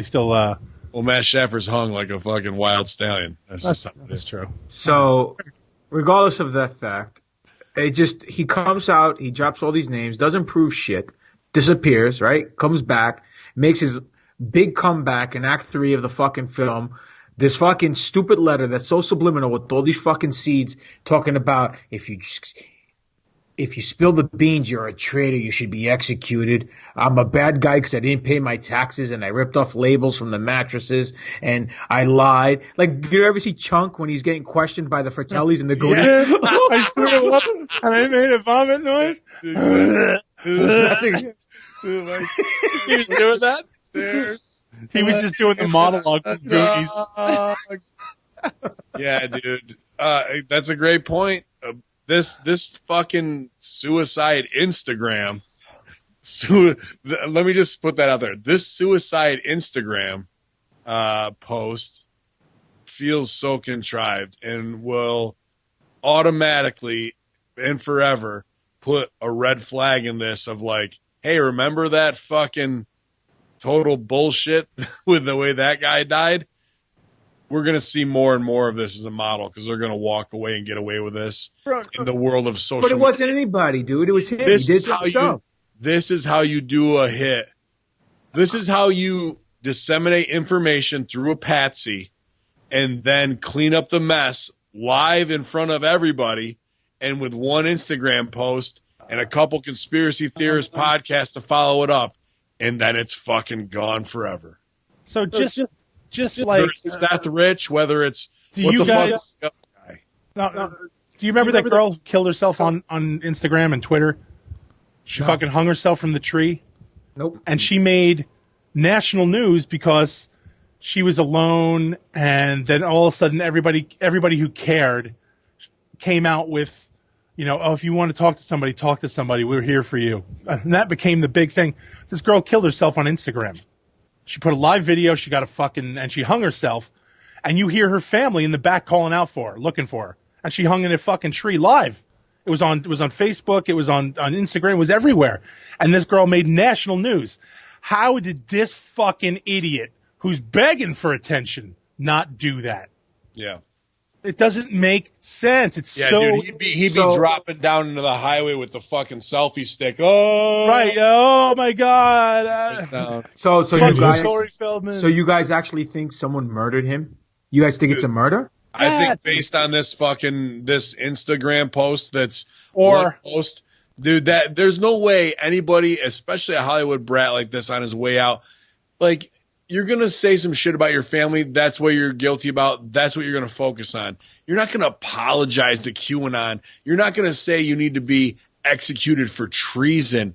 The fact that they're saying that to me is someone in the CIA who sucks at what they're trying to do and create a reality of what we do of here was a depressed guy who had gambling debts, fucked people over, did his bit, and now he's on the way out. Another sad Hollywood story. To add that, the greatest military fucking gimmick and this and that in there, there's something bigger. I do agree with you that I think there's something fishy with the note, 100%. But I just think this fucking guy jumped off a bridge and killed himself. No one threw him off a bridge. No, because if the note's fucked up, then the story of that is fucked up, my friend. I'm just saying. All I'm saying is this guy, if they really were going to get him, they would have got him when he was hot. I don't disagree with the fact that he might have done it and gone off the bridge. Well, I don't want to say that because I think it's all connected. I think he is a Hollywood CIA small-time operative, disinformation artist, and fucking they cleaned up a mess after somebody wanted to leak something out. And when he was a useful idiot. And when he wore out his usefulness, they came up with this little quick cleanup thing because they're going to move on to the next part of the plan. And he could fuck that part up, so we got to get rid of him. But the one problem with the whole story and the narrative that we're trying to contrive here is that there were people who came out of their cars and tried to stop him from jumping. So they saw him jump off the bridge. It's not like it was in the middle of the night. That's from People Magazine. Two teenagers. No names, just two teenagers. I could write, if I was working for People Magazine and somebody offered me $20,000 to write that in there as a fucking misdirection spot for the Nancy Browns, that's easy copy. If they're already in Hollywood movies, they're in People Magazine to push their narrative, and especially if that's where they're driving people to show that story. And Stevie, just for the record, if you ever kill yourself by throwing yourself off a bridge and your suicide note mentions your apology to DDP, I will definitely go after that motherfucker. Well, I was just about to say that we've burned so many bridges, there's no bridges to force ourselves off of. I promise, if you ever apologize in your suicide note, he'll be the first guy I look at. Stevie, if you do end up mysteriously dead and it's open casket, sleeves on or sleeves off? I'll let everybody decide. No, we want. That's what I want. I mean, I don't care. Is the suit cheaper without the sleeves? Not resuscitate. I want. Yeah, living will right here. An SO, sleeves on or sleeves off. We got to have this. This is legally binding. Right here. If the suit is, sometimes those suits with shorts and sleeves off of it are more expensive. So I don't know. Hold on. Do you want to be buried in camera? We'll use the camera fund money. But do you want to be buried beneath the biceps to make the biceps look big? I'll make sure cross over like this. Then Taz can come and spit on my grave. Well, I just don't want Michael Cole to bury you in your casket and say you're wearing shorts and a suit like a piece of shit. I want. Make sure your I'll get up and walk out of my funeral. Tell him to go fuck himself. Yo, do you want to get buried in a cat suit? God, you know what? Okay. Sleeves or no sleeves on the cat suit? That's right here. You got to tell us. And if I have to put whiskers on your face, do you want me to use SAG glue on those? Yeah, SAG glue. That's it. All right, sleeves off. Let's do it. Let's do it. The career's dead, so why not everything else? Give the people what you want, man. Okay. I just wanted to get that cleared up. I'm glad we did, because we had a whole side check. So let's go around the horn. You guys all think it's a murder, or you guys think? I personally think it's just a dumb fuck who killed himself because he was high and that was it. He had nowhere else to go. My thought on this is that it might not be the that whole mass suicide plot. I have a feeling, though, that he's been in hiding. When I say hiding, I just mean getting high and couch surfing. He's been laying low, trying to get this all to blow over, and it wasn't going to. He used his last contacts. He went through the whole bit. He went through all of his family, all his money, all his friends, borrowing, begging, stealing. He had nowhere else to go, and these guys came at him with, "You're done." So now it's time to go. Him jumping off and the two mysterious teens who we can't find out because they're minors. They can never release those names. Yeah, because they're minors. That's exactly. Very good point, Sal. That's good point. Ambiguous. No quote from anybody. No whatever. Like just easy. Some hitchhiker who happened to be walking by. Drifter saw him. It was fucking the dude with the guitar. What's his name? Randy of the Redwoods. No. The fucking Elias. Jump with Elias. He was walking with Elias and he just jumped. In my opinion, to quote the great philosopher, the great Greek philosopher, Ja Rule, it's murder. Like they got him, dude. Like that note says it all. And if you're gonna lead me down that trail, there's no other fucking explanation. You fucked up there on your propaganda spill for the Nancy Browns, where I, as a media maven, can critique it and take it apart and see what you're trying to do. And before we even get to the logistics and the forensics of the people piece, that's also a cover story. And then what really happened in the 5 or 6 possibilities we laid out from some CIA handler, from, them trying to red scarf him getting away. They hit him with the van and they got to throw the body off the thing because that'll explain why he's all scuffed up. Like it once you get down that what if rabbit hole, the official story of it's as simple as this of a drug addicted gambling Hollywood guy, another one gone. What a tragedy. Boo-hoo, too soon. Fuck that. Yeah, I just don't get why. You see the title of the article across the board, rather than saying he commits suicide, not that he even jumped off a bridge, he committed suicide, and in the article they say something, but to put quotes around the most ridiculous part of it, forced himself off, it just doesn't make any sense. And yeah, I think with that, I mean, they probably waited to see if it would gain traction. And when it didn't, they go, we can kill this guy anytime we want. And nobody cares. His Instagram post only got like 6,600 likes. When I put the fucking shirt and tie on, I only got 4,000 less likes than the guy in mainstream media who fucking killed himself. Can you see? I just see it unraveling in my mind. His whole little shitty career, where I said he's on the indies and like this. What movie was he in? Terminator Salvation. Is there going to be? Is there going to be a more Thor as well? Yeah. Are there going to be more controlled Hollywood movies than those right there for him to break out? Like, I can see the CIA handler going, hey, man, I can get you in these flicks. I mean, big box office stuff, but here's what you got to do down the road. We're going to have to fucking stooge these names, and these are going down. We're in a deep state war. Like, it just feels more and more to me like I can see the whole package of what they did to him. I think you're giving this asshat too much credit.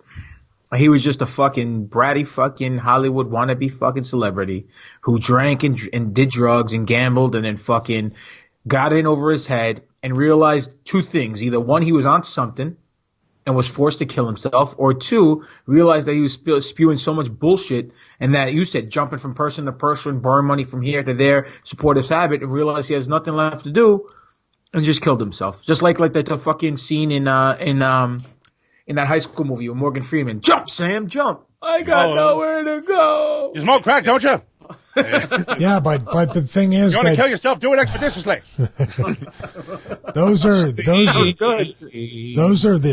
the exact people that Hollywood and the CIA and anybody in between in politics or government wants.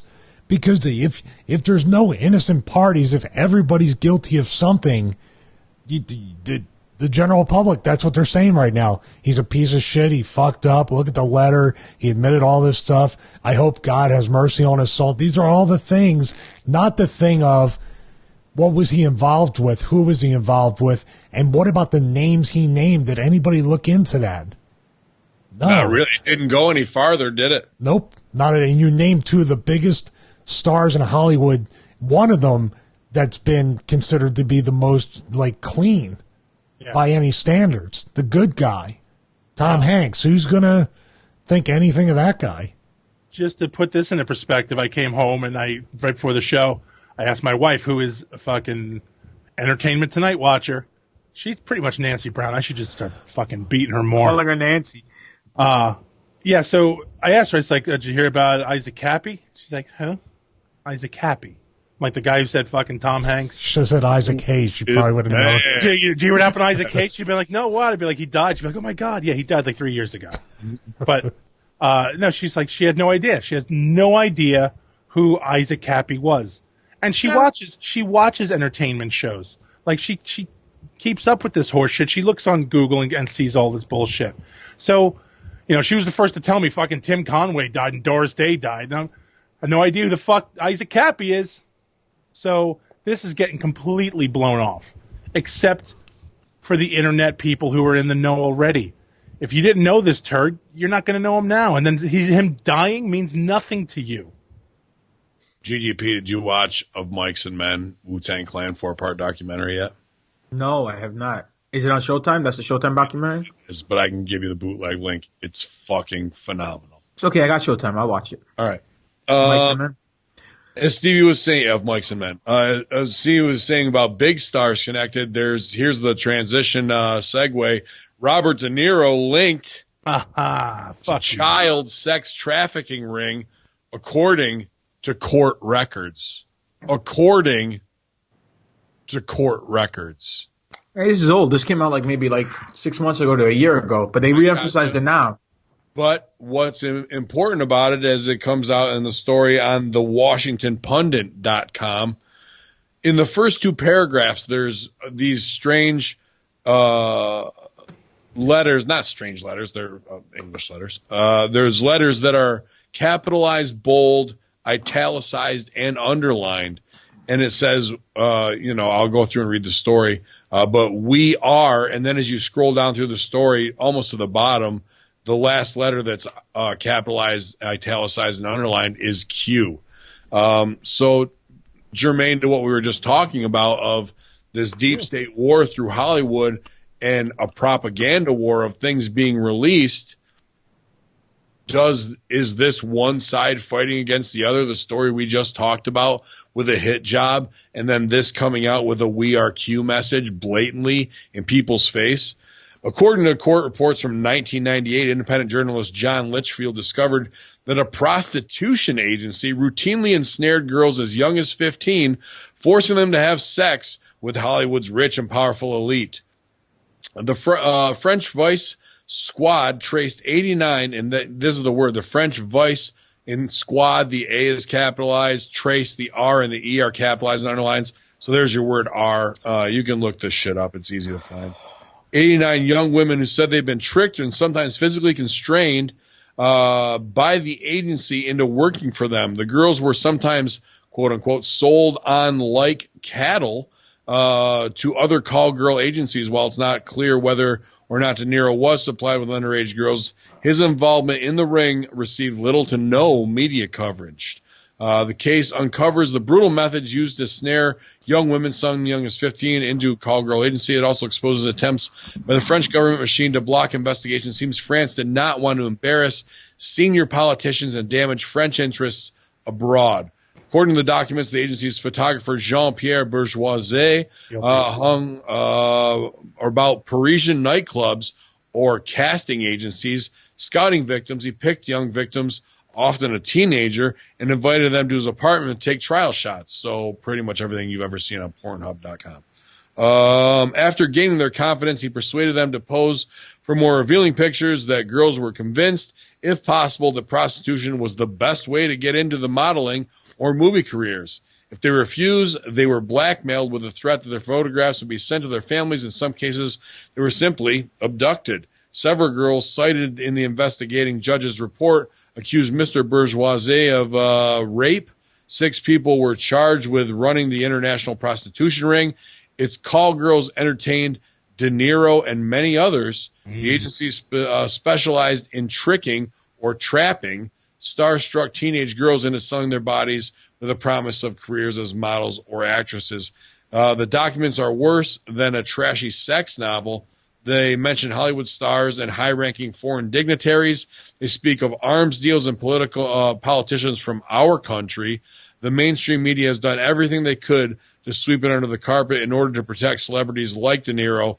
John Litchfield, a journalist that works for London's Independent, stated that the agency regularly hired young girls, some as young as 15 years old. They forced them to have sex with Hollywood elites. So I got 2 questions for you guys. In this article, you pointed out that the "We Are Q," but there's also other stuff that's underlined. At least the article I'm looking at, the word coverage, brutal methods, investigation, the dude's last name Bourgeois, pictures, best way to get abducted, New York Post. Are those underlined in your? I'm going back 1 second. Heart. I'm looking at the WashingtonPundit.com one.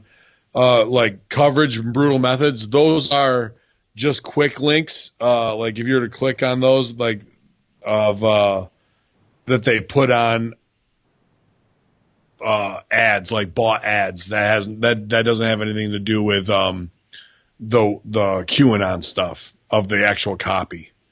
Gotcha. Sometimes they just do it as a quick link, like a hot link, so somebody fucking mistouches and they'll get paid on a mistouch. Like when you click on coverage, a CBD oil ad comes up. All right. Well, it is what it is. I was just asking. No, that's hey, dude. Why not ask? Absolutely. If somebody goes to that, well, why are these do that? Yeah, Bourgeois. I don't know why I'm going to bury the bourgeoisie. I'm just that much of an anti-disestablishment terrorist. Stevie. I'm right here.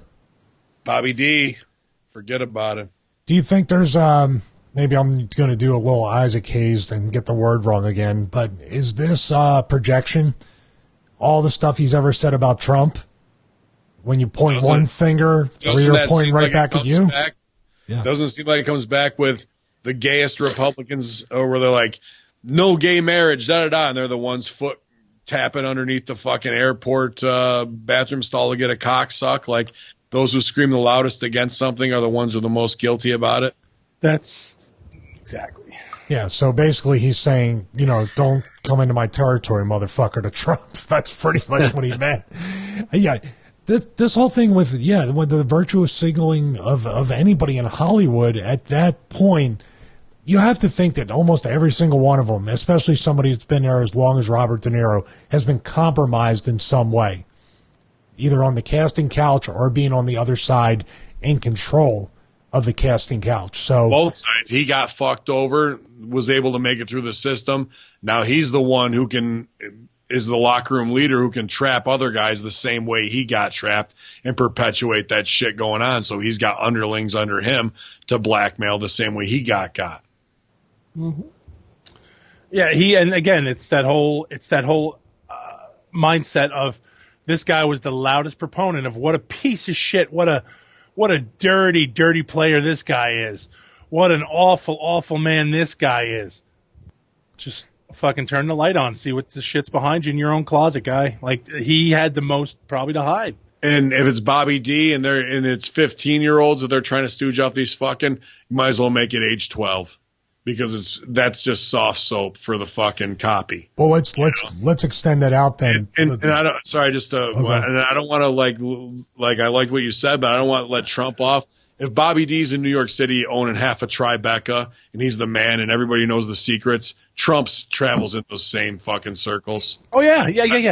I don't want to. Even though we have to put up the fight against the Clinton side, I don't want to absolve that motherfucker might be doing the exact same thing and using the same exact call girls, or Bobby could have banged the 15-year-old that afternoon and Trump had her that night. Well, yeah, he went to Hillary, or Hillary and Bill went to the wedding. He had a lot of their kids are best friends. There's a lot of things that are connected. What I'm saying is, with De Niro and with how much money Hollywood gives the Democrats, do you think this is coming right back around to the Podestas? To the people that, Pizzagate. The fight from both sides? Is this the QAnon with this fucking dude who gets launched off a bridge versus the higher end Hollywood untouchables De Niro? So heels versus heels. And this isn't even the really big part of the story because it's in the Washington Pundit. We are Q. Like that's really the story within the story, the play within the play. Right? Very Shakespearean, which also lends me to believe this is far more of a Hollywood insider deep state thing where they're trying to play on some fucking artsy level to play within the play. It's Shakespeare. What if they just set the whole bush on fire, man? Top and bottom. Let's just go. Let it go and see. We can afford to lose this patch of cane. Let's set this whole shit on fire and see what comes out.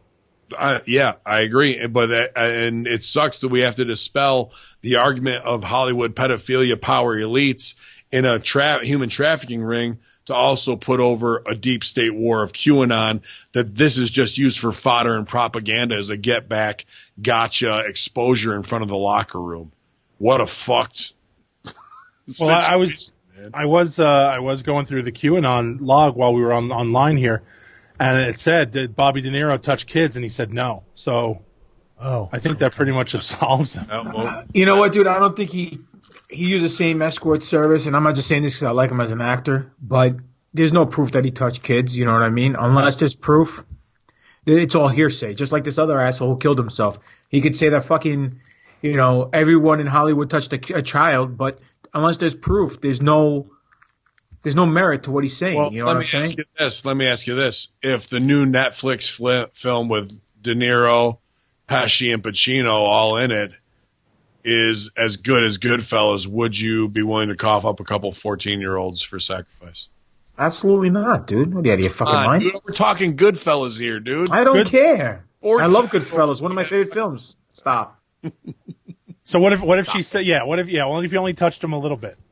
No. Yeah. Like, what if he was a 17-year-old? She's 17 but looks 38. For a new Goodfellas, something as good as Goodfellas that's going to be his legacy, two 14-year-olds get finger blasted. Come on, GGP. No, absolutely not, dude. It's not even worth joking about, dude. Honestly.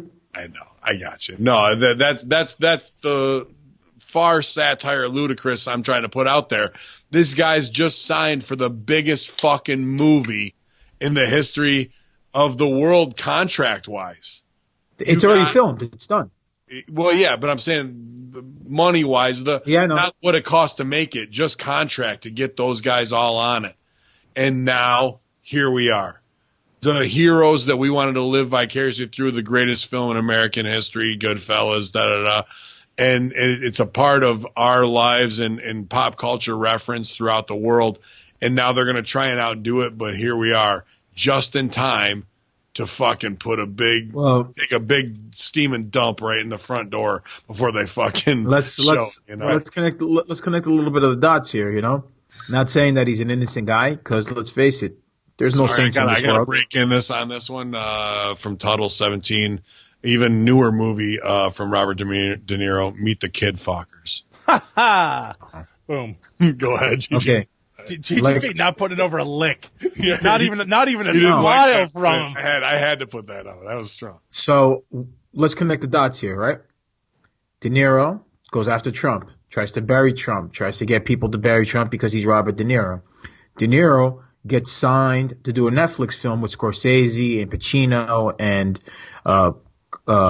Pesci, and gets paid buku bucks to do the film. Who sits on the board of Netflix?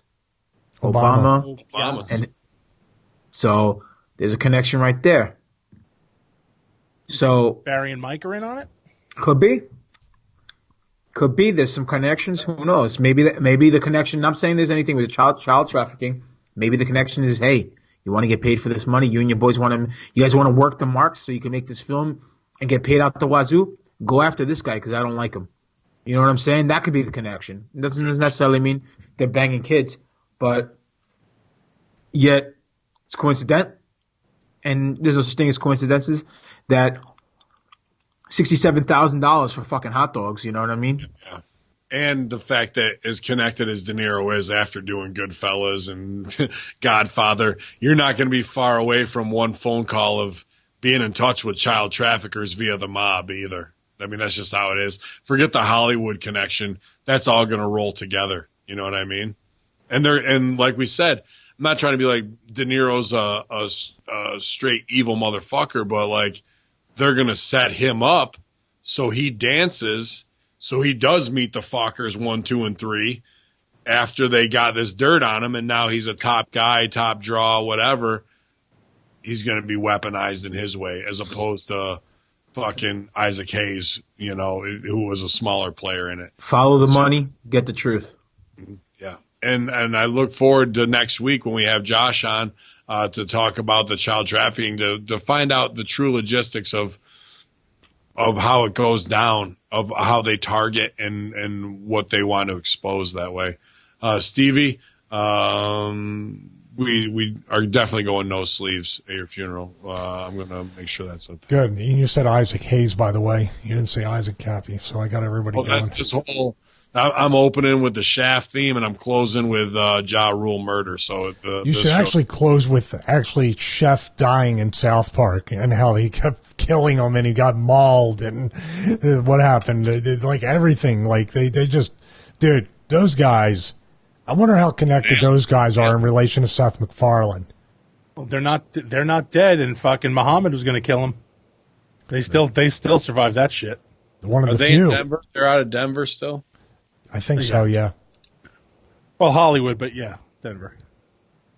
Yeah, that's what I'm saying. Like those guys I was a huge fan of both of those dudes, and they were legit fucking scared as shit when that came down. When they had fucking jihad called on them, they were shitting their pants. Yeah.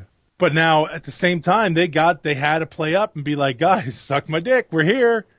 But at the same time, they were taking precautions and they survived it. You know, that's still they weathered that storm, and now it's mostly forgotten. I'm sure there are some fucking guys out there who are still looking to fucking rain down blood on them and the whole 9 yards. Well, they put the hit out on them, right? And that usually lasts for a lifetime. Fatwa. Fatwa, that's what from Curb Your Enthusiasm. Yeah, well, they called Fatwa on those dudes, and that was that. What was the the author. The guy who did the Satanic Bible, or Solomon Rushdie. Solomon Rushdie, right? Solomon Grundy. Solomon Grundy smash. Yeah. I would like them to call a fatwa on Solomon Grundy and show up and be like, "Oh, sorry, bro." Very good. Not bad. Like, I don't know. Sorry, I fucking lost it. They lifted it. It was up for like a few decades with that guy, right? And he was in hiding the entire time.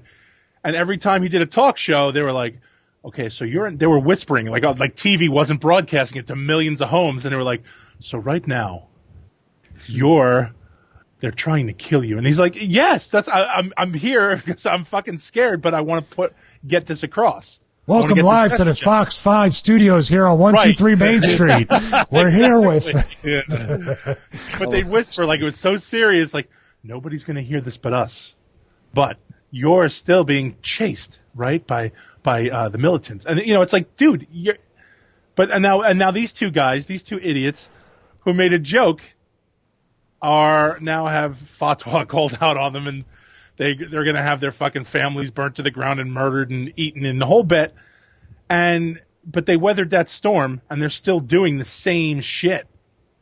Like, people I don't care who you are, and you can be, well, South Park sucks now. But they're still calling out everybody on the planet. One of them, Matt Stone, came and saw a show for like 2 minutes that I did of theirs, Cannibal, the musical. Have you ever heard that? Loved it. Yeah, it's a trauma film, baby. Yeah, I did it at Improv Olympic. It was pretty cool. They just came in. Awesome. They didn't stay there. Like, yeah, we wrote it. Fuck this. We know how it ends. Bye. Yeah. It was fun. It was good. But yeah, like they still go at everyone. There is no one who's off their list. Stevie, why do I get typecast as the sheriff all the time in musicals? Are those musicals airing on Al Jazeera? Yeah, you're missing. I think you're misreading it. I haven't done a musical in 15 years, but before that, I've played a lot of police roles, and it was pre-Beard. I'm not sure why. I was always typecast. Now, you didn't play any roles like Tony Horton did back in the day, did you? No, nothing. Hi, I'm at the door. Hi, I'm here to give you your massage. Gigi, how many times did you masturbate to the Lipstick Diaries, Red Shoe Diaries? What? Moving on to our gender neutral messaging system. Good segue. Those are two of the questions, actually, I think. The Red Shoe Diaries. That was David Duchovny, right? That was was that Leo? Isn't that Leo DiCaprio? I thought David Duchovny was on some softcore porn on Showtime. I thought it was called the Red Shoe Diaries. I may have pushed the spot. I thought it was a Planet X Files. My bad. The Red Lipstick Diaries from Dog Boners. YouTube algorithm changes negatively impact Google and revenue. You guys talked about things being scrubbed all the time.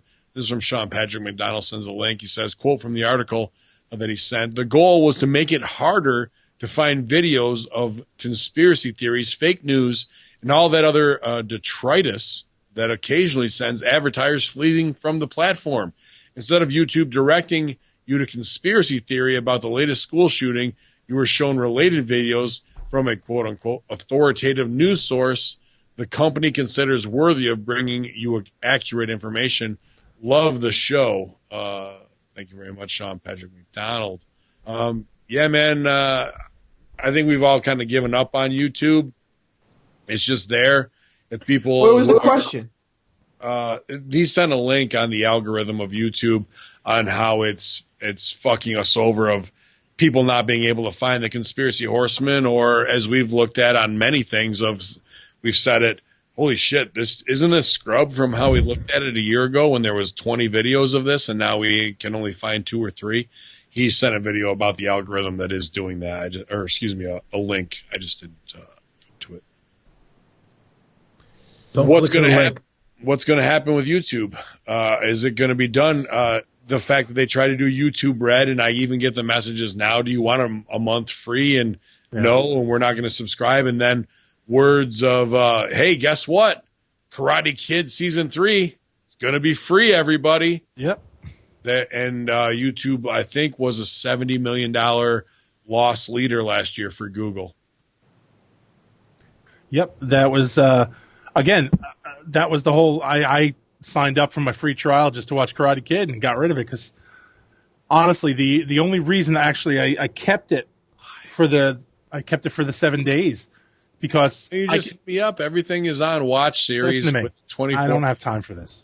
I don't have time for all that shit.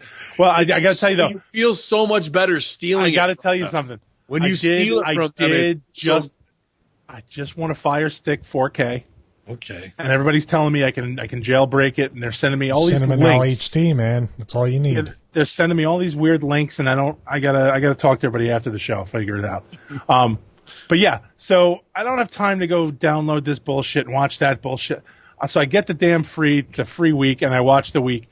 And the only thing I actually like is the fact that I can play the video while I'm driving, and it'll still play in the background on my phone. That's it. That is actually it.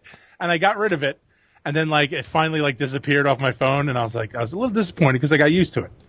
I got used to being able to listen to some of the videos I want to watch and while I'm driving to work, but now it's gone. So it's just kind of it's still not worth it. It's not worth it for what they're offering, and I have a feeling I was hoping that this CBS bullshit and all these pay-per-view versions of the channels we get for free, I was hoping that all went away too.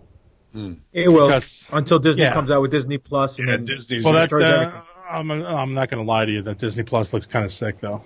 Disney Plus, I think, is going to double their stock price within the first 2 years.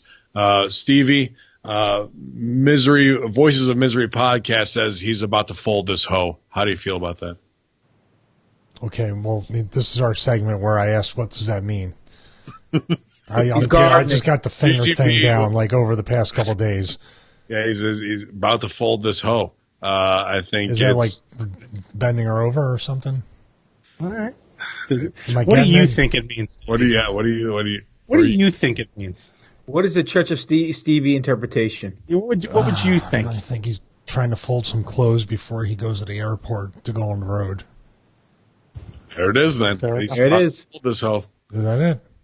That's as simple as it was. He also says, congrats on 1 million downloads. Ben and company, I bet the Friday Locker Room and Horsemen accounted for 975,000 of those. That's kind, but I don't want to short sell all of our producers here who put in such hard work every week and may have even harder work in the weeks ahead that they don't know yet. So Stooge report there. Again, hang on, you guys. After Conspiracy Horseman goes off the air here in another, half hour or so, I'm coming back about 9:05 with Matt Schaffer, 12 gauge, and we're gonna fucking have a very special guest, Ultra Kayfabe. 9:05. 9:05. What are you on that Ted Turner time? Superstation. That's what I'm saying. Yeah, what's going on there? Yeah, I'm getting used to it. I'm getting used to the time changes. Oh fuck! Go back to the inbox. Enable. Okay. What the fuck is going on? Somebody is trying to hack. They're words. They're emails, guy, and you read them. Yeah, I know. It won't go back. I read good. Words are fun. Reading is for the mental. Fuck. For the mental. Our entire inbox from when I read that is empty. That happened to me. That happened to me before the Russo thing yesterday when I was trying to get the link. It just was completely blank on Gmail. It says not connected, trying to connect, 16 seconds, trying now, which would be if I had an internet interruption, but I'm obviously on with you guys, hopefully. The fuck's the internet?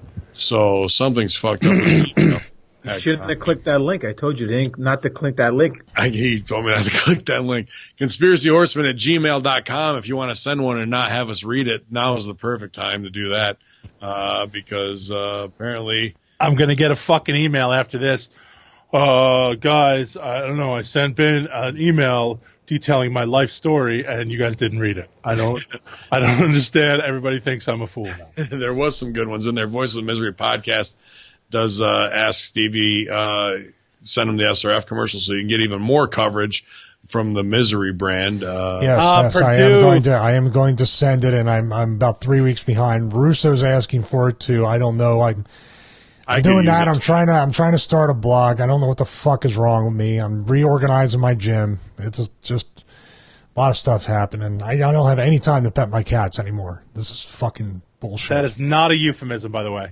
GGP, what's your story? What are you bringing to the table tonight, man? He's been on here. He's been here the whole time, Ben, for 2 hours. Been doing pretty good, I think. Nachos and salsa to the table. What do you think? Purdue 96 brings up a very good point. You should have had that CERN email. You wouldn't have this problem. Oh, That's true. Maybe we can get a Proton email. Time to get it one. I think it's time to get one. When your inbox disappears, Well, considering that you live in a city and you don't live in the woods like dumb fuck over there, why don't you go on the fucking internet and read the emails and show them how it's done? Teach the rookie how it's done, Big Sal.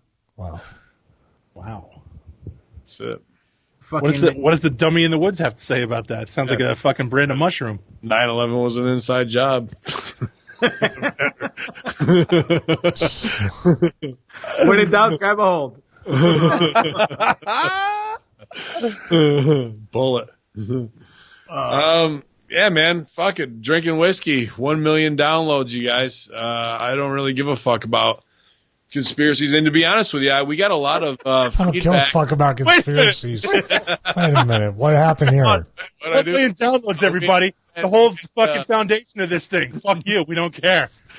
We had a lot of good feedback off of JFK Jr., more than I thought, man. And it drove me even more to really look at that as well, because people didn't even know that was a conspiracy, that he might still be alive.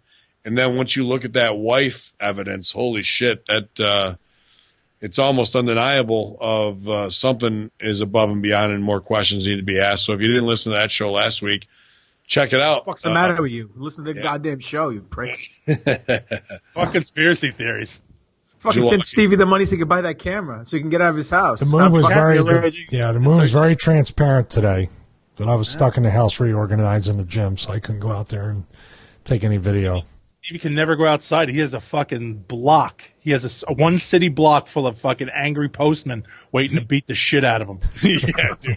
The most jacked angry postman. The most jacked up fucking hoder looking fucking postman on the planet. Stevie could start an indie just of fucking male guys in Atlanta. Like everyone's fucking diesel. That's what I'm doing. I'm getting them all ready. Getting all it was all a test. AJW, all jacked wrestling. To counter Small Elite. Sal's favorite promotion, Small Elite. Small Elite. Yeah, well, shout out to them. Congrats. The leg press is coming. What's that? What about their rats? I said congrats to them. They signed their TNT deal. They're going to actually be on TV, man. Yeah, man. That's pretty cool. Be called Dynamite. Is that what the name of the show was? Really? On TNT. I take it back. I knew that Jimmy was Walker is going to fucking be the ring announcer. It'll be great. Yeah, I heard that back in January that was going down, but it had to fade. They literally used it. It looked like they literally used the Nitro Fire After Effects thing in the background. It was very close. The person who told me goes, dude, they used the Nitro Fire. Fucking terrible. Like, now TNT might have used it, not them. You want to be this whole new fucking thing, and you're gonna do the Monday Night Wars, and you just gave them so much ground on that. As we goof on it, but I would really love it to be something great, something innovative, something cool. I'd be like, you know what? Good for you guys. Dude, good, man. Fucking that'd be great. And then you start getting leaks of like it's. This just in, they just rehired all the Nitro girls too. At current age. Yeah. 40, 43, 44, 39. Well, most of them live around here, so you should be happy, Ben. Those are all your wives. You're going to be getting a lot of income coming into that house. Maybe get some internet finally. I fucking got all of it in last week. I'll take it. Stevie, can you read some emails? You live in civilization. Can I read the emails? Let's see. Yeah. I'll give it a shot. Yes, since fucking Sasquatch over there. Yes, you can. Nice. Very good. Good play. 2, 6, MILF World Order. Ugh. Yeah, dude, this is weird. Like, all the emails just fucking disappeared. Told you, don't click the link. All right, I got it right here. Oh, doesn't happen on Proton. Wait a minute. We got it. We got an email from the Illuminati. Yeah. All right. No. Let me read the Illuminati. Well, it just reloaded. As I said, Illuminati. Professor X, Doctor Strange, Reed Richards, Okay, Namor. so you ready for this? Rarely seen by the public. Hello, Ben. Oh, no, just Ben. We're not in. They know your name, buddy. I'm Anita from Dotus. We communicated before regarding the Illuminati's Department of Distribution. I received permission to send you a special announcement. As we fulfill our duty to blanket this planet in the Illuminati symbols, our artists occasionally explore various new metals that can be used in the crafting of the Illuminati talisman, our globally recognized symbol of the illumination. Before any item can be offered to our members, it must first pass a strict approval process from the higher office, which requires the crafting of small numbers of unique talismans for their observation. These are rarely viewed by the public, which makes our recent finding all more exciting. A forgotten container of never-before-seen Illuminati talisman in stunning antique bronze. Well, guess what? 50 fucking people are about to see this. So this is going out to the public. You're putting it out. I'm saving the image. Oh, no, man. Oh, it's sold for the New World Order, man. They're offering some great deals. $22 for this antique bronze. Time out. Why not $33.33? I know, they can't even play it up. What? There it is. Wait they also have gold, rhodium, and then you have a pin. Cody rhodium? Yes. Hey, guys. It is a small, they did say a small amount. Oh. What? There it is right there. What now? Oh. Ooh, I like Fuck that. you. All right. Fuck me? Your shirts. Ooh, that is nice. So I took it down. Though it was made with the same high quality as every talisman, this beautiful item has never been offered publicly before, but we believe it should be kept hidden in our headquarters any longer. And then Dotus has received permission to offer it as a special limited... Dude, this PR, whoever's doing social media is a genius. This is funny. After supplies are gone, it's unlikely the antique bronze talisman will be offered again in the future. Our artists have no plans to revisit it until at least 2020. Wow. There you go. Wow. All right. How much? Theory? 6 months away. All right, theory burnout. Hail and well, it's from GL5319. Hail and well met, horsemen. I started going deep into conspiracy theories because of you guys. Thank you. I found it hard not to burn out looking at theories as there's so many negating each other. How do you combat the burnout or overload? Thank you for your time and help in this matter. I think you got the answer, Fred. John Enright. Please don't read my name. Okay, cool. Got it. So I think I just want to. I don't want to. Hey, it feels good when you do that, man. That's cool. I like that. I don't want to interrupt. I just want to come out and stop this right here and say, like, fuck conspiracies. Oh yeah, that's how you deal with it. like really, just fuck conspiracies. Like really, there's no burnout. Fuck them. Who cares? Yeah. Here's the magic. And it's very simple. You don't believe everything that you read or see. You make your own analysis off your own research, and you put your own only believe theories. Everything Stevie reads. Okay, so if you read Flat Earth, and then you're reading Hollow Earth, then you're reading Round Earth, and then wow, hello there. Who's the mark? The phones are the phone's hooked up to the broadcaster guide. Should have picked it up. You should have said that Uncle Paul could he came on the fucking show. Could have asked him why he hasn't signed it yet. 203 number. It couldn't have been them. Get a real ghost. So don't fucking believe everything, because if some shit's bullshit, some shit's not. So there you go.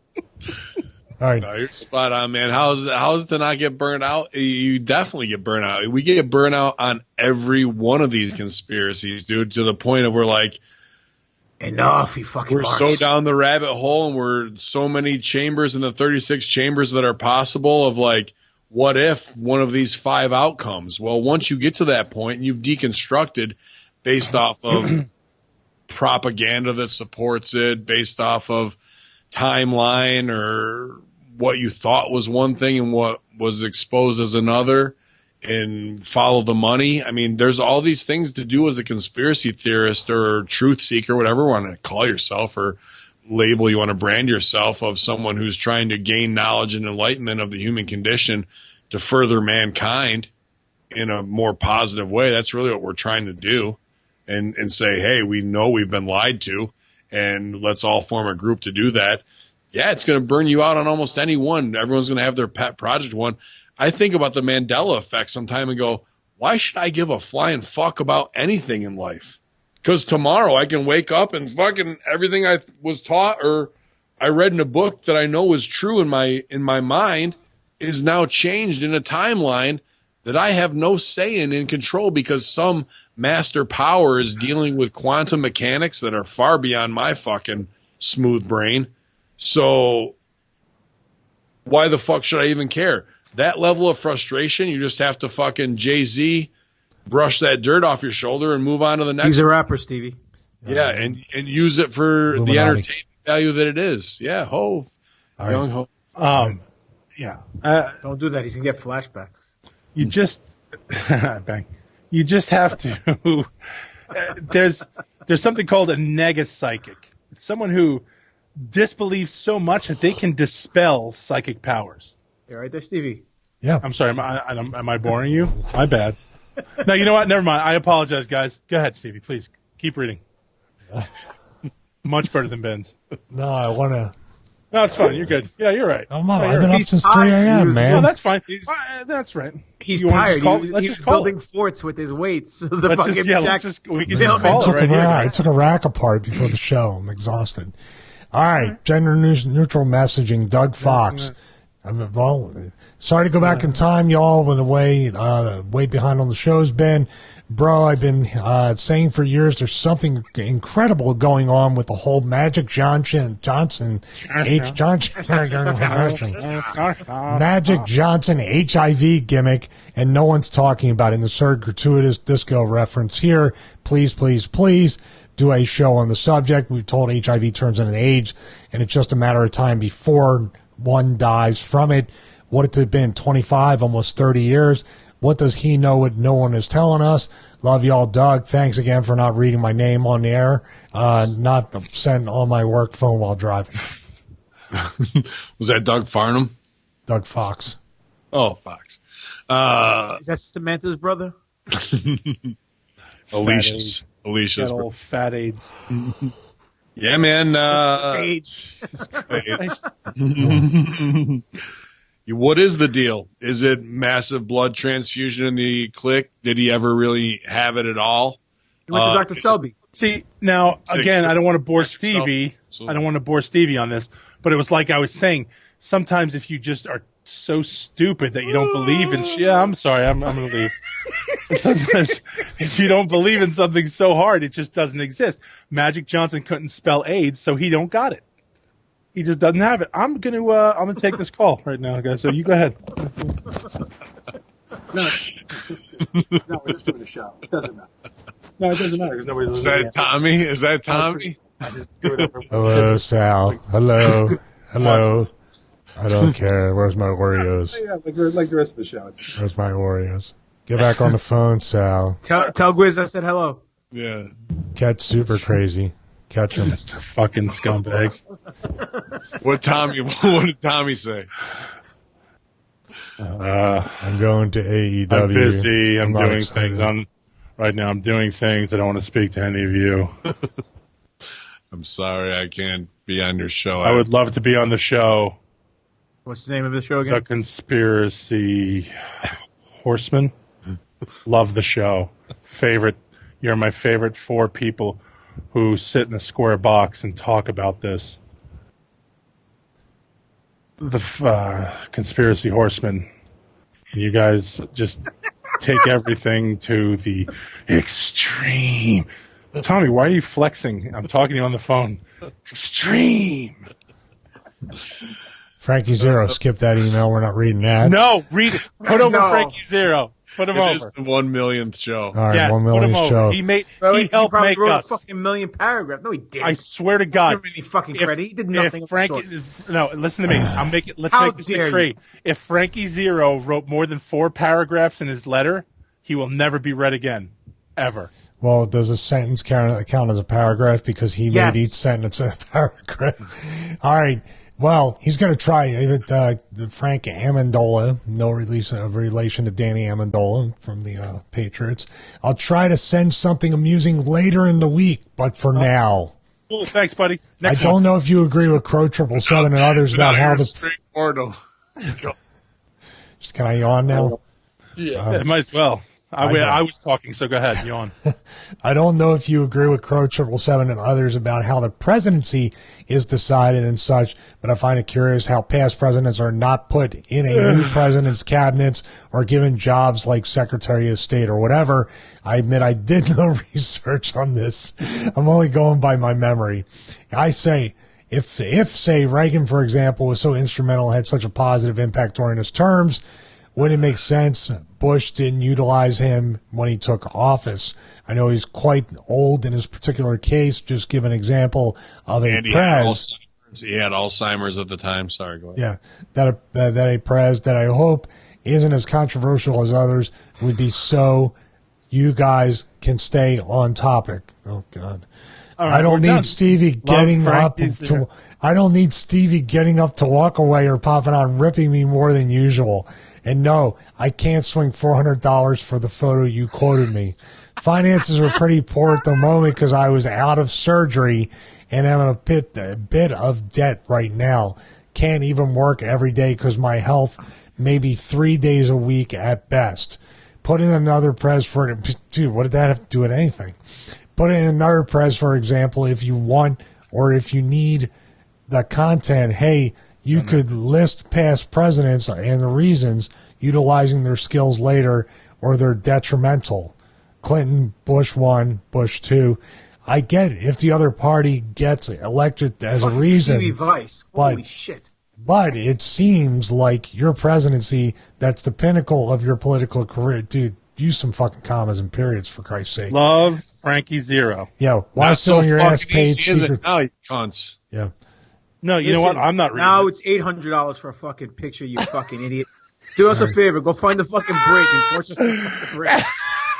But make a video blog first. Don't write a note. Yeah, because we won't get through it. I would like for you to just hit play. That'll be easier.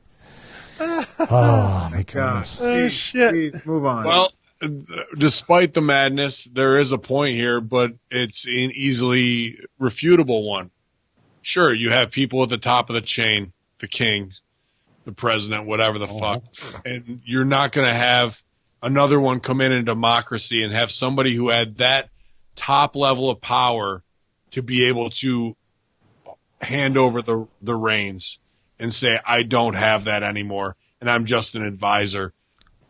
Absolute power corrupts absolutely, and when there's a regime change, Game of Thrones style or whatever the fuck, it needs to feel like a new day, and fucking that it's the people that voted for them in the democracy, and that it won't be undercut by the previous administration's wants and needs because they didn't get done what they wanted to. Do they have the diplomatic power? Yeah, I think you saw Jimmy Carter use a lot of that. He just broke his hip. What's that? Jimmy Carter just broke his hip because he was holding a hoe. But look at the good he did afterwards, whether it was diplomacy wise, poverty wise, and using it for that. Have you seen Obama do any of that? Have you seen George Bush do any of that? And why would Obama, in such a far swing opposite of the war profiteering Bush family, connected to Yale, Skull and Bones, who has their own camp at fucking Bohemian Grove, who are the biggest war profiteers who lied about weapons of mass destruction, who made money off 9/11. Why would you want them in an administration when you're trying to do a fake, let's start clean with the Obamas, when reality is that he's nothing more than a Manchurian candidate as well? You're buying into a lie that there's people who have the best interest for diplomacy and democracy at hand, when it's not. It's all about a power grab of the power elites who are now in a covert Cold War with each other, which is even more dangerous. See, you look at guys like Carter. Right after he was done in his presidency, dude started doing the housing, started building the houses for the homeless, and he went right into the humanitarian shit. Right. Like straight out. Like boom, there it was, done. I feel like that era is gone. Because it's not They're not under that microscope anymore. Well, not even that he was under a microscope, really. Like, now everybody's more critical of everything a president or ex-president does. Back then, nobody really was. He was doing that shit just to do it.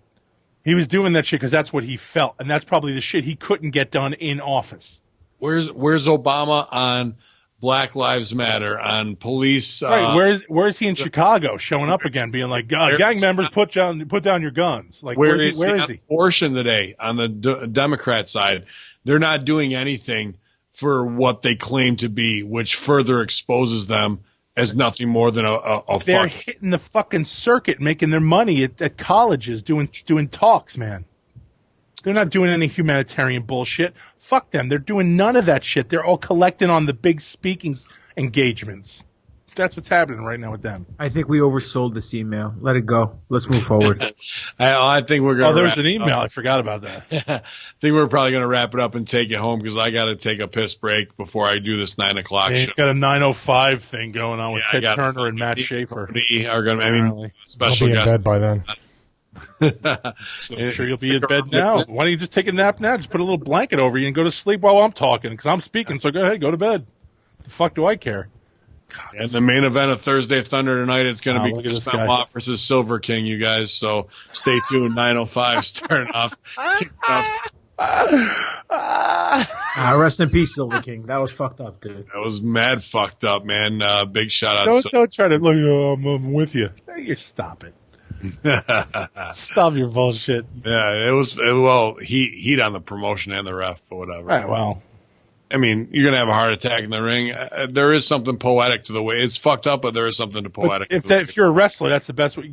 You go out in the ring. You know what I mean? Like, go. Great, good for you. No thanks. Right. Yeah. No, I said if you're a wrestler, you go out. Well, you know what? The cure for that is just watching Grunts. But that didn't come with me. I'm glad that didn't come with me. I was in the way. Oh shit.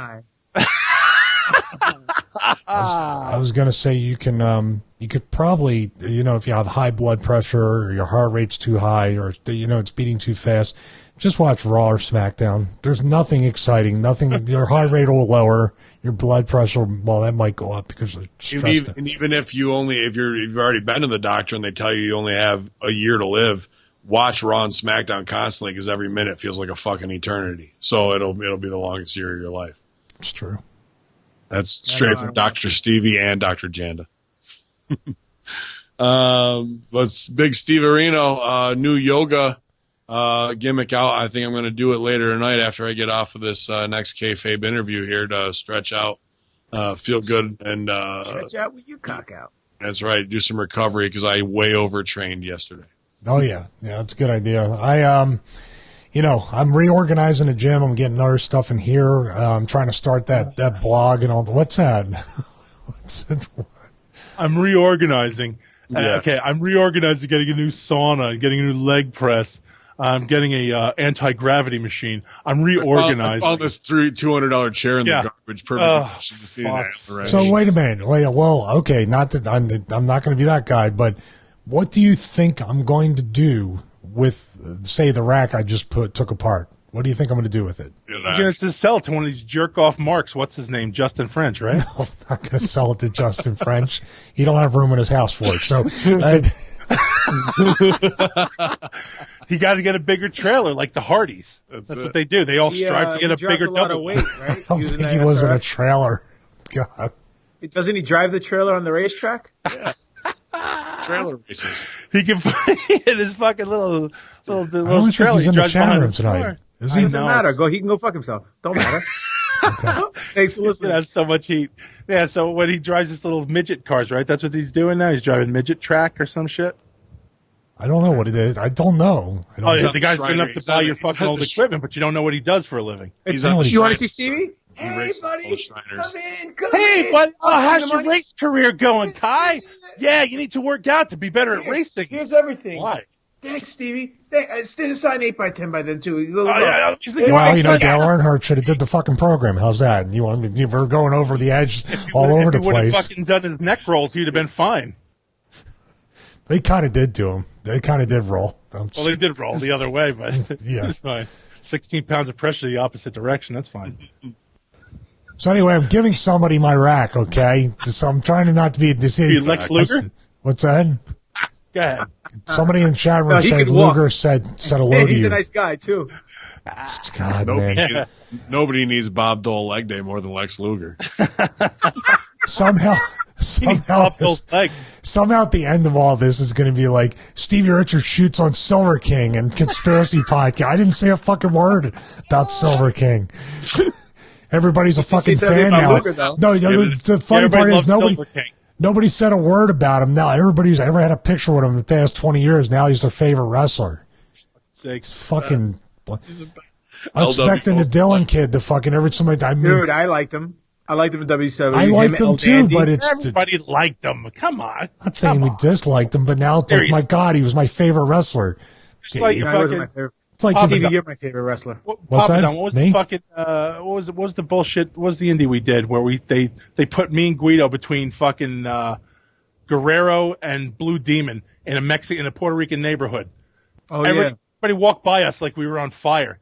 Where they put us between two Mexican luchas, and it was us three idiots sitting there. Nobody could give a fuck. But of course, if we died in that neighborhood, all those Mexican people would be like, "Oh, I love the FBI. They were amazing. They were super. I love those guys. They told me to get the fuck out of the way of the table while I was waiting online for Hoovie's autograph. Yeah, cool. Thanks." Silver King, stop it already. I'm sad he's gone. I don't want to see nobody die in the ring. It's awful, but let's move on.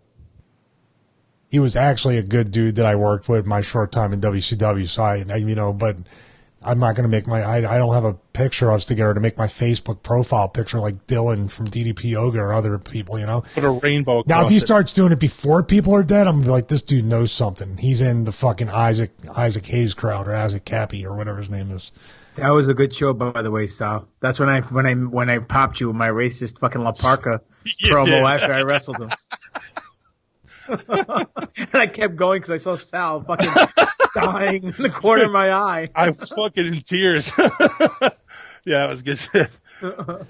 Okay, so Go ahead. am I Sorry, what do you plugging mean to steal your first? thunder? Yeah, so go ahead. You're giving your rack to who? Who's buying your Parka? rack? No, I'm not. Parka's taking your rack? I was going to give it to Isaac Cappy, but fucking now, like Silver King's widow is getting your rack. Go ahead. Jesus Christ. This is going to be bad. This is going to be the episode that all the fucking sheets get somehow. 1 million episodes, bitch. So when they come pick it up, do they say "Donde el rack"? They don't come to my house. I go, no, I leave it at Home Depot. He leaves it in the Home Depot parking lot. They pick it up before work. That way he's got people to help him move. What do you mean? What are you laughing about? This is nothing Bobby Easton ain't said 1,000 times on Nitro. Oh my god! You guys bust my balls when I called them wetbacks. No, Holy I shit! didn't say. The Home Depot is where they can put it together. That's all I said. No, I know what you're thinking. It's not for the day workers. Stop it. He puts it in an abandoned pickup truck, and they all hop on it anyway. He said, now that you're in there, you might as well take it to this guy's house. Go ahead, Steve. What were you saying? I'm sorry they interrupted you. Well, you know what? If you want to, at least nobody yawned during it. Yeah, when I'm getting fucking demonetized on all platforms, if you want to go ahead and get the 12 or 16 week resistance band training program before that happens, go to SteveRichardsFitness.com. Check out the blog that I'll probably be, tweeting apologies and posting apologies from soon for everybody. I thought you don't go on Twitter, you liar. Tweeting and blogging, it's the same thing. I don't care.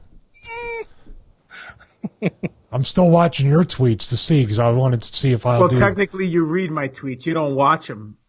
No, he watches. It's not videos. He just hits refresh every 4 seconds.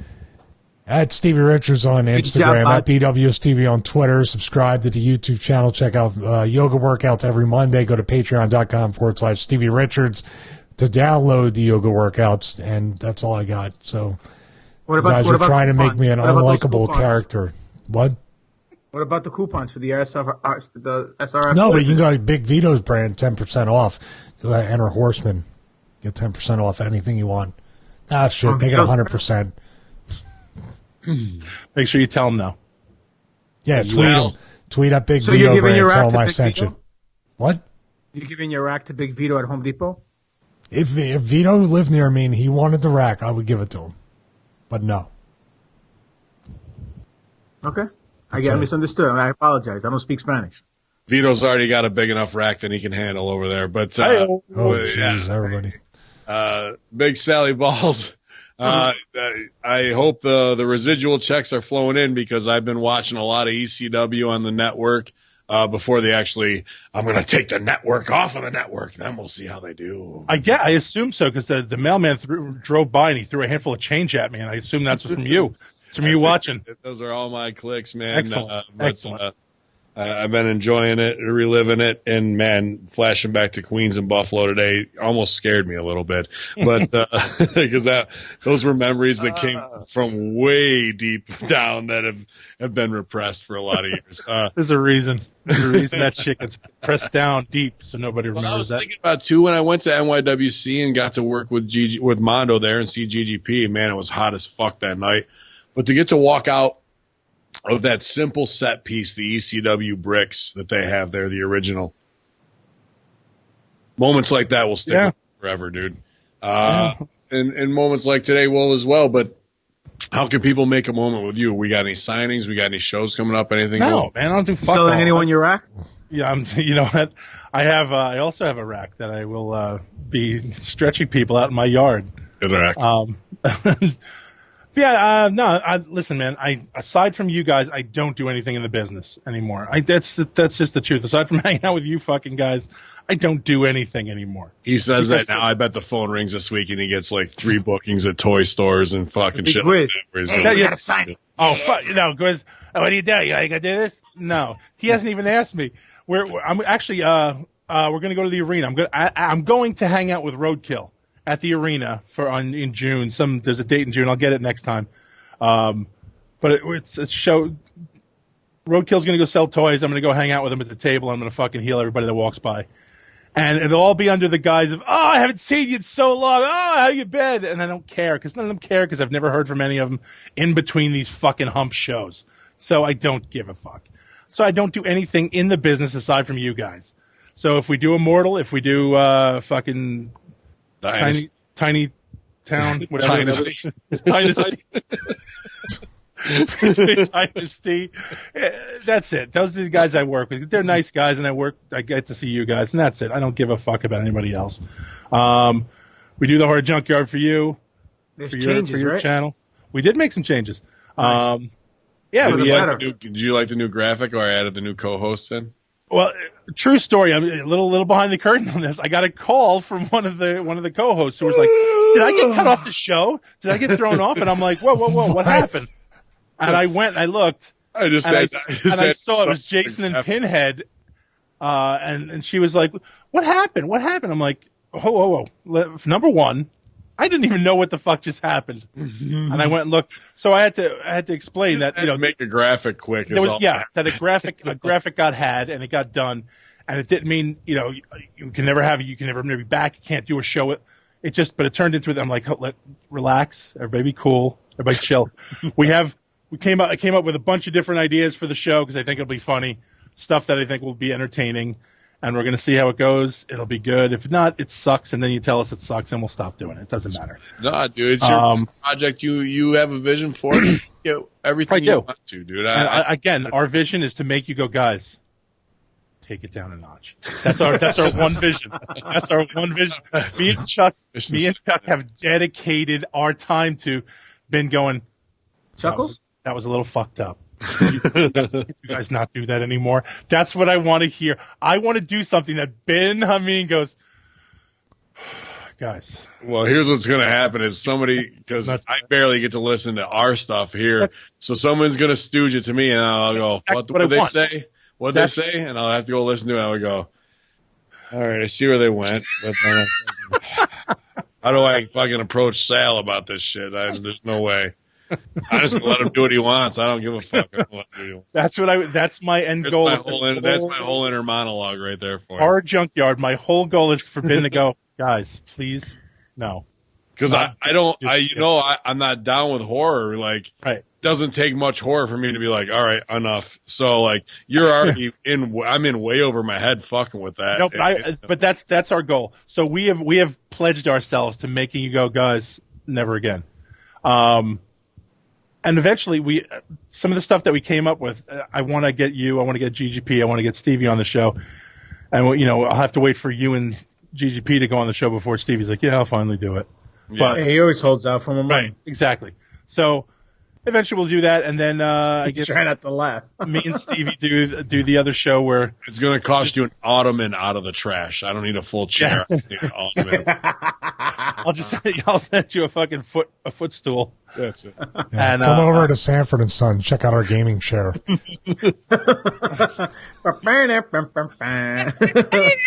Well, I look forward to the next breaking sale and whatever. That's the other thing. Thank you guys for listening to that. I honestly. I can't be not humble about that because, again, it's me and Stevie talking on a phone on Skype, and then people are like, that's so funny. I'm like, we're just talking. We don't set this up. We're not like, what we should talk about today? We just go into a stupid rant, so that's about it. Yeah, but saying best podcast on the internet, just on media. So thank you guys for that, and thank you, Stevie, for allowing me to ride your fucking blue coattails. That's all right. And then, more phone calls happen after the show, too. So I did get a phone call from a certain underling at a yoga place. Really? I said, here's his number. You tell him. He has a problem? Somebody has a problem with me? No, they don't. They don't, because I showed a picture of you. By the way, is this person, I'm curious just before we go on. I'm fascinated by if this is the co-host you're talking about with everything that's happening in her life. No, she's not that one. Oh, okay. Because I'm saying you should prioritize things a little bit. No. This was a very innocent. Pulling that shit. That would be hysterical. Did I lose my spot on the show? Yeah, that would be hysterical. No, but this was very very innocent. What happened? Because again, nobody. There has been no fucking documentation of you're out. There's nothing like that. But it set off a chain of events, and I just got home. It was my wife's birthday. I came home, and I see texts, and I was like, "What's the matter? What, am I gone? Well, what do you mean? Well, I'm out of the graphic." And I went and looked. I'm like, "Oh no." And I saw Jason and Freddie. I'm like, "Cool graphic." Oh no. No, I just needed to balance it out. I couldn't have you're fine. one dude in the upper corner. We handled it. We took care of it, but it was I just didn't expect. I had no idea it was coming. I'm glad it caused you a problem. Just rib her. Never put it in the graphic again. Yeah, God damn it, that's what we were doing. From now on, there would never be another graphic ever again. GGP. Oh, man. Where are you defending the title this weekend, man? Which one? How many? NYWC this weekend down in Deer Park, Long Island. You can go to nywcwrestling.com. I'll be defending wrestling. That's right. Deer Park, that's good wrestling because GGP's on the card. I'll be defending my NYWC Tag Team Championship with my partner, Talon. Don't know who we're wrestling. Doesn't matter. We're going to kick the shit out of him anyway. That's this Saturday. We just dropped another episode. It's going to drop tomorrow. We recorded another episode yesterday of the New Force Order podcast. We had Big Ray on the fucking podcast. What a delightful guest that we had. Fucking guy wanted. What? Is that true? Is it true he's Bantha Poodoo? He's worse.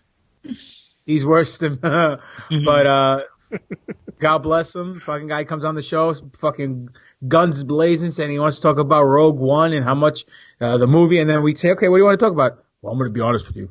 I haven't seen the film. Is it true Ray shot first? Is that what happened? No, Ray did not shot first. He caught a lot of shots. Shot himself in the foot. Yeah, definitely shot himself in the foot. After he put it in his mouth. How dare you? Never. What, Guido? Guido's a straight shooter from way back. They say Guido. Guido shot first. Only against Stevie. Stevie's MK Ultra. Still MK Ultra from it. So that's that. You guys can reach, if you guys have any questions about Star Wars, you want to share your love with Star Wars, memories, whatever, send the email to newforceorder@yahoo.com. You can go to my Pro Wrestling Tees store, Pro Wrestling Tees / Greek God Papadon. At Greek God Papadon is a Twitter handle. Demetrius Papadon is the Facebook gimmick. YouTube page is Greek God Papadon. New Force Order on Instagram. Fucking official New Force Order on Facebook. At NFO_podcast on Twitter. So there you go. Why are you laughing so hard, dude? You just got. I got caught? No, not you. Sal did by me. Watching stupid laugh. It was just a timing thing. Yeah, man. Kayfabing cocksuckers. What the fuck? It's at BWO Stevie. It's at Greek God Pop It On. It's at Dead No Save. It's at bin_Hameen. Some people call this the flagship of the Hameen Media platform. I say it's all hands on deck. It's a group effort all the way around. Every spoke in the wheel is very important in this machine as we keep giving you guys free content. The best way to support it. Obviously, I want to thank all of our bit cheers here at Twitch. That's a new source of revenue to keep us going, and we appreciate that, especially Purdue 9600 with 2100 bits, Paul Marzola 1200, and Brent Logan from Down Under with 1,000 tonight, and everybody else don't want to, even if it's a couple here and there, we appreciate everything, and we appreciate more than that, all the great interaction, honesty, and like-minded truth-seeking that you bring to the chat room here at twitch.tv/conspiracyhorsemen, and we'll babyface it just like we opened it. We'll close it that way. I love my brothers, all of you guys, and I'm very thankful every day that I have you in my life to be able to vent, share, and relate to you guys. And you're a big support system in my life, and none of this would be possible without any of you and the audience out there as well. So I thank you humbly for 1 million downloads. We got here. We knew we would, and we did it all as a group effort. So y'all all infidels, you're part of the Hameen Army here at hackerhameen.podbean.com, at Russo Brand, and you can follow us here, mail us here, anytime at conspiracyhorsemen@gmail.com. Let us know the Stooge Report, because you are us. Y'all.